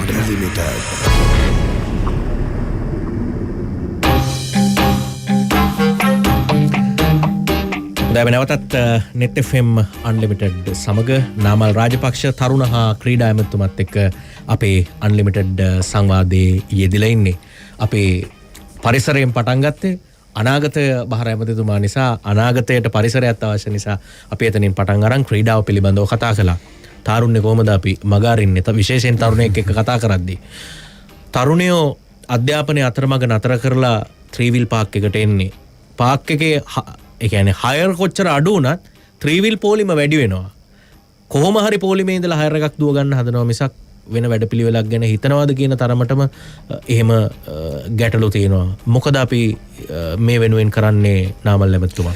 ඔව් මනෝජ් මම හිතන්නේ මම ඉස්සෙල්ලත් කිව්ව එක අපි මේ තරුණයා දිහා බලන විදිය වෙනස් වෙන්න ඕනේ. අපි තාම 1979 තරුණයා දිහා බලපු විදියට තමයි 2020 තරුණයා දිහා බලන්නේ. එදා පච්චයක් ගහන තරුණයෙක් ආවොත් ඌ IRC කාරයෙක්. පොලිසියට ගියාම ඉස්සෙල්ලාම අදටත් බලන්නේ පච්ච තියනවාද කියලා. දැන් මාව යහපාන ආණ්ඩුවෙන් තුන් පාරක් අතරමකට ගත්තනේ. ඉස්සෙල්ලාම මේ පච්චයක් තියනවාද කියලා. හැබැයි අද ඒක ෆැෂන් එකක්. ඒක අපි යථාර්ථය තේරුම් ගන්න ඕනේ. එදා කරාබුවක් දාලා ගියොත් අමුතු විදියට බලන්නේ තරුණයෙක් දිහා. පිරිමි ළමෙක් කරාබුවක් දාලා ගියොත් මොකද වෙලා තියෙන්නේ කියලා අහනවා. මේක ෆැෂන් එකක්. කොණ්ඩේ වවන් ඉන්න තරුණයාගේ ෆැෂන් එකක්. අද තරුණයා පච්චයක් ගහන් හිටියා කියලා, කොණ්ඩයක් වවන් හිටියා කියලා, කරාබුවක් දැම්මා කියලා, ඩෙනිමයි ටී-ෂර්ට් එක ඇඳුවොත් කොට කල්සිමක් ඇඳලා කියලා තරුණයාව අද කොන් කරන්න බෑ.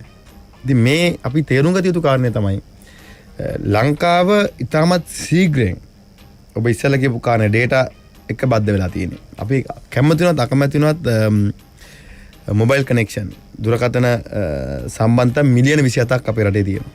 ඒ කියන්නේ මේ රටේ මොබයිල් පෙනිට්‍රේෂන් එක 98%කට වගේ, ඒ කියන්නේ 100%ක් කිව්වොත් නිවැරදි. හැම පුද්ගලයෙක් ගාම සංඛ්‍යාලයකට අනුව ප්‍රායෝගිකව පොඩි වෙනස්කම් ඇති සංඛ්‍යාලයකට අනුව හැම කෙනෙක් ගාම මොබයිල් ෆෝන් එකක් තියෙනවා. ඒතර තරුණයා ග්‍රාමීය වෙන්න පුළුවන්. හැබැයි ඔහුගේ අවශ්‍යතාවය නාගරිකයි. ඔහුගේ සිතුම් පැතුම් නාගරිකයි. හැබැයි අපිට තියෙන ප්‍රශ්නේ තමයි ඔහු ගෝලීය වෙලා නැහැ තාම. එක කාරණයක්. ඔහු ගෝලීය දේ බලනවා, ගෝලීය අවශ්‍යතාවය උඩ තියෙනවා. හැබැයි තරුණයා තාම ගෝලීය විදියට හිතන්න පටන් අරගෙන නැහැ. ඒ වගේම මේ සමාජයේ තරුණයා දිහා බලන විදිය මම දැන් වෙනස් වෙන්න ඕනේ. අපි තරුණයාව අඩුත අව탁සීරු කරන වෙනුවට ඔහු දිහා ගුණාත්මකව යථාර්ථවත් විදියට අපි බලන්න ඕනේ. දැන් අපි ඔය ත්‍රිවිල් සංස්කෘතිය කියනෝනේ. දැන් ඔය ත්‍රිවිල් සංස්කෘතිය තුල පෞල් බලා ගන්න තරුණයෝ කී දෙනෙක් ඉන්නවද? තමන්ගේ දාර සහෝදරයන්ට උගන්වන්න උත්සාහ කරන තරුණයෝ කී දෙනෙක් ඉන්නවද? ඒ වගේ අපි ඔය බීච් කල්චර් එක කියන්නේ මුහුදයින දිගේ පච්ච ගහගෙන කොණ්ඩේ වහගෙන මේ තරුණයෝ හරි සුන්දර ජීවිතයක් ගත කරන අයනේ. හැබැයි ඒ අයදී අපි සමාජයට වපරහැම් බලනවා. අපි මම දැක්ක පහුගිය කාලේ එක පුවත්පතක සඳහන් වෙනවා එක් පුද්ගලයෙක් ගැන ඔහු බිත්තර සහ පුවක් විකුණනවා කියලා. ඉතින් මොකද්ද ප්‍රශ්නේ? ඇයි උට ව්‍යාපාරික වෙන්න බැරිද? ඒ ව්‍යාපාරිකයෙක් වෙන එකේ වැරද්ද මොකද්ද? ඔහු පඩියට කාගෙන් යටතේ වැඩ කරන්න ඕනේද? ඉතින් අපි මේ එක පැත්තකින් වැඩිහිටියෝ විදියට ආණ්ඩුවක් විදිහට අපි තරුණයාගේ අවශ්‍යතාවය දිහා බලන විදිය අපි වෙනස් කරන්න ඕනේ. අනිත් පැත්තෙන් මේ රටේ තරුණයන්ටත් වගකීමක් තියෙන ලෝකයේ දිහා බලන විදිය වෙනස් වෙන්න ඕනේ. අපි ප්‍රායෝගික වෙන්න ඕනේ. අනාගතවාදී වෙන්න ඕනේ. දැක්මක් තියෙන්න ඕනේ. ඉතින් මේ දැක්ම අනාගතවාදී භාවය, ප්‍රායෝගික භාවය යථාර්ථවත් කරන්න අවශ්‍ය නීතිමය පසුබිම සහ රටේ ආර්ථික සමාජීය දේශපාලන වාතාවරණය හදලා දෙන එක ආණ්ඩුවක වගකීමක්. අපි මේ රටේ කැමති වුණත් අකමැති වුණත් මනෝ තරුණයෝ ආයුධ ගත්තනේ. 83 ගත්තා. 88 ගත්තා. ඇයි ඒ? යම් කිසි එකකින් මේ රටේ රාජ්‍ය පාලකයෝ තරුණයාගේ සිතුම් පැතුම් හඳුනාගත්තේ නැහැ. ඒකේ අවසාන ප්‍රතිඵලය තමයි ඒක බලහත්කාරයෙන් හරි කියලා දෙන්න උන් ආයුධ අතර ගත්තා. හැමදාම ආණ්ඩුවේ රැකියාවක් දෙන එකක් නෙමෙයි මේකේ විකල්පේ. දැන් අපි මේ මිලියන 22යි අපේ රටේ ඉන්නේ. ඒ වගේම අපේ රටේ භූගෝලීය වශයෙන් ගෝලීය වශයෙන් අපි කේන්ද්‍රස්ථානලා තියෙන ලෝකේ හොඳම ට්‍රාන්ස්ෂිප්මන්ට් හබ් එකේ. නැත්නම් බාණ්ඩු වමාරු කරන්න පුළුවන් කේන්ද්‍රස්ථානේ. ඒ එමනම් අපි අපේ මිස්මැච් එකක් තියෙනවා. නැත්නම් අපේ පරතරයක් තියෙන අවශ්‍යතාවය සහ යථාර්ථයක් දෙක. ඉතින් අපි කළ යුතු දේ තමයි ආණ්ඩුවක් විදිහට මෙන්න මේ යථාර්ථය ලෝකේ සත්‍ය නැත්නම් අපි මේ කරන්නා වූ වැඩපිළිවෙල අපේ ප්‍රතිපත්ති සහ මේ තරුණයාගේ අවශ්‍යතාවය කියන එක මැච් කරන එක. සමාන කරන එක. ඔව්. දැන් ඒක දැන් සමහර තැන් වැඩපිළිවෙල ඇයි අපිට ඒ වෙනුවෙන් නාමල් රාජපක්ෂ ඇමතුමා වෙනස් කරන්න බැරි. දැන් උදාහරණයක් විදිහට අපි දැනටත් තේවතුවල දළු මෝරද්දී අපි කෘෂිකර්මාන්තය ගැන කතා කරනවා තමයි. ඉතින් ඒ ගැන අපි කතා කරන්න එපයි. හැබැයි කෘෂිකර්මාන්තේ වැඩ කරන්න මිනිස්සු එපයි, ශ්‍රමය එපයි. ශ්‍රමය නැහැ. දැන් එතකොට අපි එක්ක ත්‍රිවිල් එකෙන් හරි වෙන කොහෙන් හරි ගලවලා එතනින් අයින් කරලා ගොවිතැනට කෘෂිකර්මාන්තයට යොමු කරලා ඒක අර වෙනද වගේ මඩ පෙරාගෙන එක කලිස බැඳගෙන කරන වැඩක් නෙමෙයි. ඊට වඩා වෙන තැනකට අරගෙන ගිහිල්ලා වුණ හදනවා වෙනුවට සමහරලාට අපි තවදුරටත් ආණ්ඩුවේ රස්සා දෙන්නම පොළඹවනවානේ. දැන් මම ඒක උදාහරණයක් ඔබට කියන්නම්. මම දන්න තරුණියක් වැඩ කරා පෞද්ගලික පාසලක නැටුම් ගුරුවරියා. හැබැයි උපාධිධාරීන්ට රජේ රැකියාව දෙනකොට ඒ පොලිමේ ඇවිල්ලා රජේ රස්සා අරගෙන අර ටියුෂන් කරලා පෞද්ගලික පාසලේ උගන්වලා ඇයට හොඳට ඇඟේ රිද්මේ තියෙනවා, හොඳට නැටුම් පුළුවන්, හොඳට උගන්වන්න පුළුවන්. දැන් ගිහිල්ලා ගෙවල් ගණන් කරනවා. ඉතින් මේ තත්ත්වයටපත් වෙන එක වචනයෙන්ම කිව්වොත් ඒක අපරාධයක් නේ. අනිවාර්යෙන්. මේක අපේ සිස්ටම් එකේ වැරද්ද. අපේ සිස්ටම් එක එතෙන්ට තමයි ගෙනියන්නේ. අපි පාසල අධ්‍යාපනයෙන් ගත්තම අද පාසල අධ්‍යාපනයේ පොසිටිව් තින්කින් ධනාත්මක චින්තනය නැහැනේ. අපේ අධ්‍යාපන ක්‍රමය අපි නිදහස් අධ්‍යාපනයට ගරු කරන්න මෙරට ගොඩනැගුණු නිදහස් අධ්‍යාපනය. හැබැයි ඇත්තටම අපේ අධ්‍යාපන නිදහසක් තියනවද? අපි සාමාන්‍ය පෙළ විභාගයට යන්නේ පාස් පේපර්ස් කරලා. ටියුෂන් පන්ති ඕන තරම් තියෙනවා. ලරුව ටියුෂන් යන්නේ නැතුව විභාගයට යන තරුණෙක් පෙන්නන්න මට. ටියුෂන් යන්නේ නැතුව ඒ ලෙවල් විභාගයට යන තරුණෙක් පෙන්නන්න. ඉතින් මෙන්න මේ ක්‍රමවේදය. ඉතින් අද ජීල් පීරිස් ගරු අමාත්‍යතුමන් පැහැදිලිව ප්‍රකාශයක් කළා තියෙනවා මෙතුමා මේ අධ්‍යාපනයේ කරිකියුලම් එක විෂය නිර්දේශයන් වෙනස් කරන්න. ප්‍රායෝගික අධ්‍යාපනයට ගෙනියන්න අවශ්‍ය පරිසරය හදනවා. ඒ වගේම මට කියන්න මනෝජ් සාමාන්‍ය පෙළ විභාග කළ තරුණයෝ මාස 6ක් ගෙදර ඉන්නවා. අපි කොයි කාලෙද අපි මේ අයව ගයිඩ් කරේ? මේ මාසයෙන් පස්සේ මේ මාස 6 මොකද්ද කරන්න ඕනේ කියන්නේ. මද්ද්‍රව්‍ය වලට අපි අබ්බැහි වෙන්නේ කොයි කාලෙද? රටේ තරුණයෝ. ඔන්නේ කියන මාස 6. අනිකුත් දේවල් වලට සමාජ අපචාර වලට අබ්බැහි වෙන්නේ කොයි කාලෙද? ඔන්නේ කිව්ව මාස 6. ජීවිතේ ගොඩනගා ගන්න තීන්දුව తీරන ගන්න කොයි කාලෙද? ඔන්නේ මාස 6. එහෙමනම් අපි එක පැත්තකින් මේ කම්පිටිටිව් එක්සෑම් කියන එක හොඳයි. ඒක තියෙන්න ඕනේ. හැබැයි ප්‍රැක්ටිකල් කියන දේ ජීවිතේට ගේන්න ඕනේ. මේ අධ්‍යාපන ක්‍රමය තුල සමහර දේශපාලනික පක්ෂ නාම රාජ්‍ය පක්ෂට පිස්සු කියලා කියයි. මේ යථාර්ථය මේක. අපි එහෙම නොකරොත් හැමදේම අපි යපෙන්නෝ. മന്ത്രി පස්සේ කියලා රස්සාවක් ගන්න වෙනවා. ආණ්ඩුවක් එනකම් බලන් ඉන්න ඕනේ පඩිය වැඩි කරගන්න. එහෙම නැත්නම් කොහේ හරි යන අපේක්ෂකයෙක් ඇවිල්ලා කියන්න ඕනේ මම මාව ජනාධිපති කරොත් මම 20000ක් දෙනවා කියලා. එතකම් බලන් ඉන්න යුගයක් බඩ විපත් වෙනවා. ඇයි අපි කුෂිකර්මාන්තයට යන්නේ නැත්තේ? සමාජයේ අපි දිහා බලන්න පුරුදු කරලා තියෙන විදිය. සමහර වෙලාවට ට්‍රීවිල් එකක් එලවන එක හොඳයි කියලා හිතනවා තරුණයට කුෂිකර්මාන්තයට යනවා වඩා. මොකද යාව ගයිඩ් කරලා තියෙන එතනට. කවුද යාව ගයිඩ් කරන්නේ? ඒ තරුණයව ගයිඩ් කරන්නේ ආණ්ඩුව නෙවෙයිනේ. තරුණයව ගයිඩ් කරන්නේ ආණ්ඩුවේ තියෙන තරුණ සේවා සභාවත් ආයතනයක් නෙවෙයිනේ. ගමේ තවත් සහෝදරයෙක්. ඒ සහෝදරයා තමයි කියන උඹ ඊට වඩා හොඳයි වරෙන් ට්‍රීවිල් පාර්කයකට කියලා. මේක තමයි යථාර්ථය. ඉතින් එහෙමනම් අපි ඉදිරියේදී විශේෂයෙන්ම තරුණ සේවා සභාව අද මම තරුණ සේවා සභාවේ අධ්‍යක්ෂ මණ්ඩලෙත් මුණ ගැහුණා කාර්යාලය සේවකයොත් මුණ ගැහුණා. ඉතින් මම ඒකට පැහැදිලිව කිව්වේ අපේ තරුණ සේවා සභාව කියන්නේ වෘත්තීය පුහුණු ආයතනය නෙවෙයි. ආයතනයක් තියෙනවා. ඒකට වෙනම අමාත්‍යවරයෙකුත් ඉන්නවා. වෙනද කැබිනට් අමාත්‍යවරයෙක් හිටියේ අද ජීල් පීරිස් ඇමතුමා යටතේ රාජ්‍ය අමාත්‍යවරයෙක් ඉන්නවා. අපි ලෝකෙ වටේ ගිහලා රැකියාව උත්පාදනය කරන කණ්ඩායමක් නෙවෙයි. අපි ගිහලා චීනෙට ජපානයට කොරියාවට ගිහලා අපිට රස්සා ටිකක් ඕනි කියන්නේ ඒකට විදේශ සේවා අමාත්‍යාංශ ඉන්නවා. ඒකට අමාත්‍යාංශයක් තියෙනවා. අපි එහෙමත් නැත්නම් ලංකාවට ආයෝජකයෝ ගේන ආයතනයක් නෙවෙයි. ඒකට බියෝයක ඉන්නවා. කර්මාන්ත අමාත්‍යාංශ ඉන්නවා. අපිට කරන්න තියෙන එකම කාර්යය මේ තරුණයා මේකට සූදානම් කරන එක. මෙතෙක් කල අපේ අමාත්‍යාංශය නොකරපු දෙත් ඒක. එහෙමනම් අද තරුණ අමාත්‍යාංශයේ විදියට අපේ වැඩි අවධානය අපි යොමු කරන්නේ මෙන්න මේ තරුණයාව ගයිඩ් කරන එකට. අපිට අවුරුද්දෙන් 2-3 බැරි වෙයි. හැබැයි අපි වැඩපිළිවෙල ක්‍රියාත්මක කරොත් අපිට පුළුවන් වෙයි තරුණයා අදාළ තැනට ගෙනියන්න. දැන් අපේ අමාත්‍යාංශ දෙනවා බෙල්ලුඩ් ආයතනය. ඊයේ දිනේට අවුරුදු 40යි. ඊයේ වෙනකොට බෙල්ලුඩ් එකට. දැන් තාම කොහෙද තියෙන්නේ? තාම NVQ සර්ටිෆිකේට් එකවත් නැහැ හරියට. ඒ කියන්නේ අපි ලෝකෙත් එක්ක මේ තරුණයා දෙක්ක තරුණයාත් දෙක්ක ගනුදෙනු කරන ආයතන ලෝකයක් දෙක්ක වෙනස් වෙලා නැහැ. අද බෙල්ලුඩ් එකේ සර්ටිෆිකේට් එක අරගෙන ජාත්‍යන්තර තැනකට යන්න පුළුවන් වෙන්න ඕනේ විශ්වවිද්‍යාලයකටවත්. හැබැයි ඒ තැනට අපි ආයතන වෙනස් වෙලා නැහැ.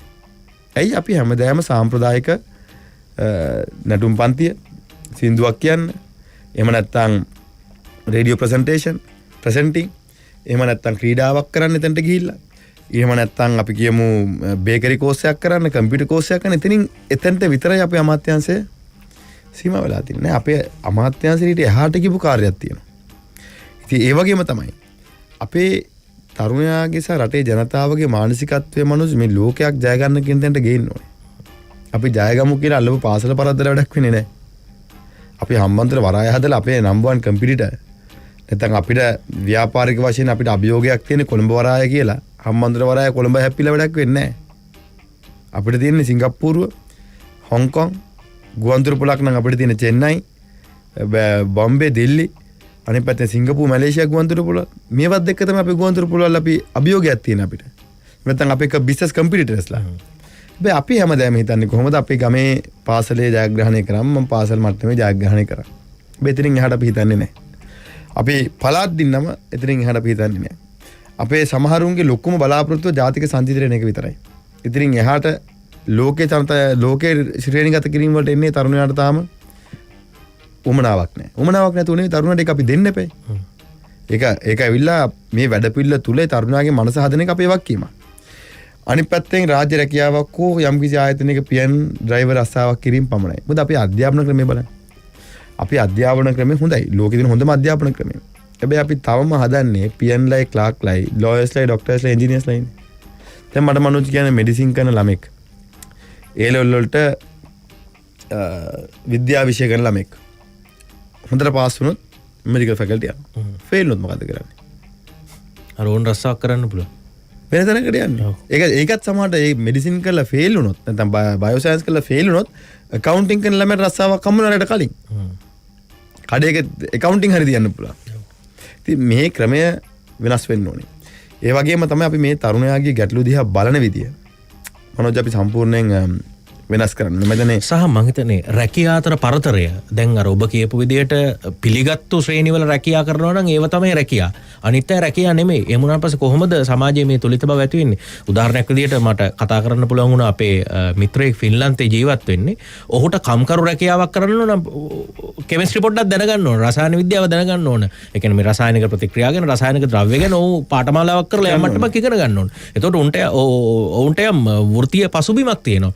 මේ රැකියා අතර තියෙන පරතරය ගැනත් අපිට හිතන්න ඕන නේද? මේ සියලු කාරණා ඇති වෙලා තියෙන්නේ ඒ රැකියා පරතරය පවා ගොඩනැගිලා තියෙන්නේ මේ බේසික් සිස්ටම් එකේ. නැත්නම් මූලික අඩිතාලමේ තියෙන ගැටලුවත් එක්ක මනෝජ්. පද්ධතිය ගැටලුවත් එක්ක. හැබැයි අපි එකිනෙකාට තියෙන රෙස්පෙක්ට් එක, ගෞරවය, රැකියාවන් වලට වෘත්තීන් වලට තියෙන ගෞරවය අපි රකින්න ඕනේ. ඒකට මම හිතන්නේ මේ සමාජයේ වෙනස බිම් මට්ටමින් ඇති වෙලා පාසල් මට්ටමින් ඇති වෙලා උඩට ගේන්න ඕනේ. මම කිව්වේ මේකේ ප්‍රතිඵලය සමහරට අවුරුද්දකින් දෙකකින් මෙන්න නාමල් කයිවාරු ගැව්වා කියන මේ මං කියන කාරණේ අලුත් දෙයක් නෙවෙයි. මේක ලෝක සම්මතය. මේ සියල්ලම අද උසස් පෙළෙන් දරුවකින් හොත් කියයි. කියන අමරාජපක්ෂ කියන්නේ ඕනේ නැහැ.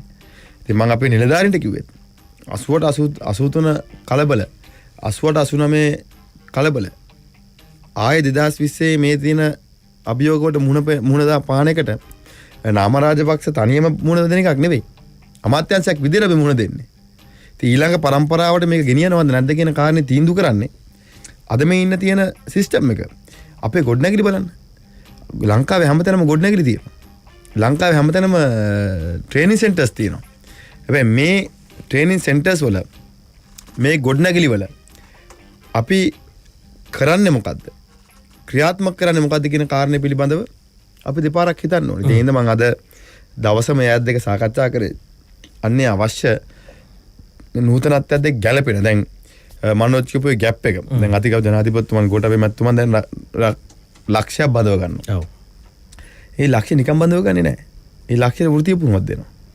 අවසානයේදී ඒ ලක්ෂයට NVQ සහතිකයක් හම්බ වෙනවා. ඒ ලක්ෂ තරුණයෙක් හෝ වැඩිහිටියෙක් හිතුවොත් අද මට මේක හරියන්නේ නැහැ මම යන්න ඕනේ හොංකොං වල රැකියාවකට. ඒ NVQ සහතිකය පාවිච්චි කරලා යන්න පුළුවන්. ඒ ක්‍රමවේදයට තමයි අපි දැන් මේ අනුගත වෙගෙන එන්නේ. මේක මේ ට්‍රාන්සිෂන් එක මේ විකල්ප පරිවර්තන කාලය අපිට මාසෙන් දෙකකින් සතියෙන් කරන්න බෑ. මේ ක්‍රමානුකූලව අපිට කරන්න පුළුවන්. ඉතින් මම දැන් මේ රැකියා ලක්ෂ්‍ය බඳව ගත්තට පස්සේ එයාට දෙන පුහුණුවක් දෙක්ක එයාට අපිට සහතිකයක් දෙක්ක ඊළඟ પરම්පරාවට විශ්වාසයක් ඇති වෙයි. මේ අලුත් ක්‍රමයකට මේ යන ක්‍රමය තුල යම්කිසි සමාජයේ රටේ ලෝකයේ රැකියාවකට අපිට යන්න පුළුවන් කියලා. මම හොඳ උදාහරණයක් දෙන්නම් මොනවද? පහුගිය කාලේ ආණ්ඩුවක් ගිවිසුමක් අත්සන් කරා එක්තරා රටක් එක්ක රැකියාව ලබා දෙන්න. ඒ වෙලාවේ මම කිව්වා පැහැදිලිව ඔයාලට ඔය රස්සාරික දෙන්න හම්බෙන්නේ නැහැ. නෑ අපි දෙනවමයි කිව්වා. ඇවිල්ලා මේ කෝස් එක පටන් ගත්තා. හැබැයි බේසික් එක මොකද්ද? රටකට යනවා නම් ඒ රටේ භාෂාව දැනගෙන ඉන්න ඕනේ. ඒ ගිවිසුමේම තියෙනවා පළවෙනි එකක් තමයි රටේ භාෂාව දැනගෙන ඉන්න ඕනේ කියන එක. ඉතින් භාෂාව පුහුණු කරන්න කලින් මේ රටට ඇවිල්ලා වෘත්තීය පුහුණුව දෙන්න පටන් ගත්තා. ඉතින් ඒතන මේ ළමයිට පුළුවන් දේ රටට යන්න. දැන් ඒක ළමයා පළිද? ඒකට වක් කියන්නේ එදාට පාණ්ඩුවනේ. එදාට පැමුතිවරු. තමන් යම්කිසි රටක් එක්ක ගනුදෙනුවක් කරනවා නම් ඒ රටේ ප්‍රධානම අවශ්‍යතාවය ඒ රටේ භාෂාව දැනගෙන ඉන්න කාරණේ නම් මහින්ද රාජපක්ෂ ජනාධිපතිතුමා වෘත්තීය පුහුණුව අමාත්‍යාංශය පිටවල කම් කරමුතිවද මොකද්ද කරේ? කොරියන් සහ ජපනිස් ජපාන් රැකියා ලංකාවට ගෙනාවම එතුමන් ඉස්සලා ගෙනාවේ. ඉස්සෙල්ලාම කරේ වෘත්තීය පුහුණුව ආයතනයේ පටන් ගන්න භාෂා ක්ලාස් දුන්නා. භාෂාව දුන්නා. කොරියන් භාෂාව දුන්නා. අද කොරියන් ටියුෂන් උත් තියෙනවා ලංකාවේ. ඒ ක්‍රමවේදයක් එක්ක මේක ගෙනිච්චොත් වැඩපිළිවෙලක් එක්ක අපිට පුළුවන් වෙයි ත්‍රිවිල්ලක් එළවන තරුණයෙක් බව වෘත්තිකයෙක් බවට පත් කරන්න. අපිට තරුණයෙක් ත්‍රිවිල් එළවන එකේ ප්‍රශ්නයක් නැහැ. හැබැයි වෘත්තිකයෙක් නා ඕට එකෙන් ආදායමක් එනවා. ඔහුගෙන් ජීවිතේ ගොඩනගා ගන්න ඕන. දැන් කෑෂ් මැනේජ්මන්ට්, මනි මැනේජ්මන්ට් කියන එක අපේ රටේ නැහැනේ. ඉතින් තරුණයාට අපි උගන්වන්න ඕනේ අවශ්‍යතාවය මොකද්ද, වියදම් කරන්නේ කොහොමද කියන කාරණේ. ඉතින් මේ සියල්ල සමහරලාට සමහර දේශපාලඥයෝ මුල්ගල් තියනවා ස්විමින් pool හදන්න. හැබැයි ඒ ගමේ බොන්නත් වතුර නැහැ. ඉතින් බොන්න වතුර නැති ගමේ කොහොමද pool එකක් පුරවන්නේ? ඉතින් මේ ප්‍රායෝගික දේවල් අපි බලන්න එපා. සමහර වෙලාවට සමහර පිරිස් ඇවිල්ලා කියනවා අපි ගහමු 6-side tournament. අපි ලක්ෂයක් තෑගි දෙනවා පළවෙනි තෑග්ග. ඒ කන්නේ මේ ගමේ ගොවියන්ගේ ආදායම නැහැ.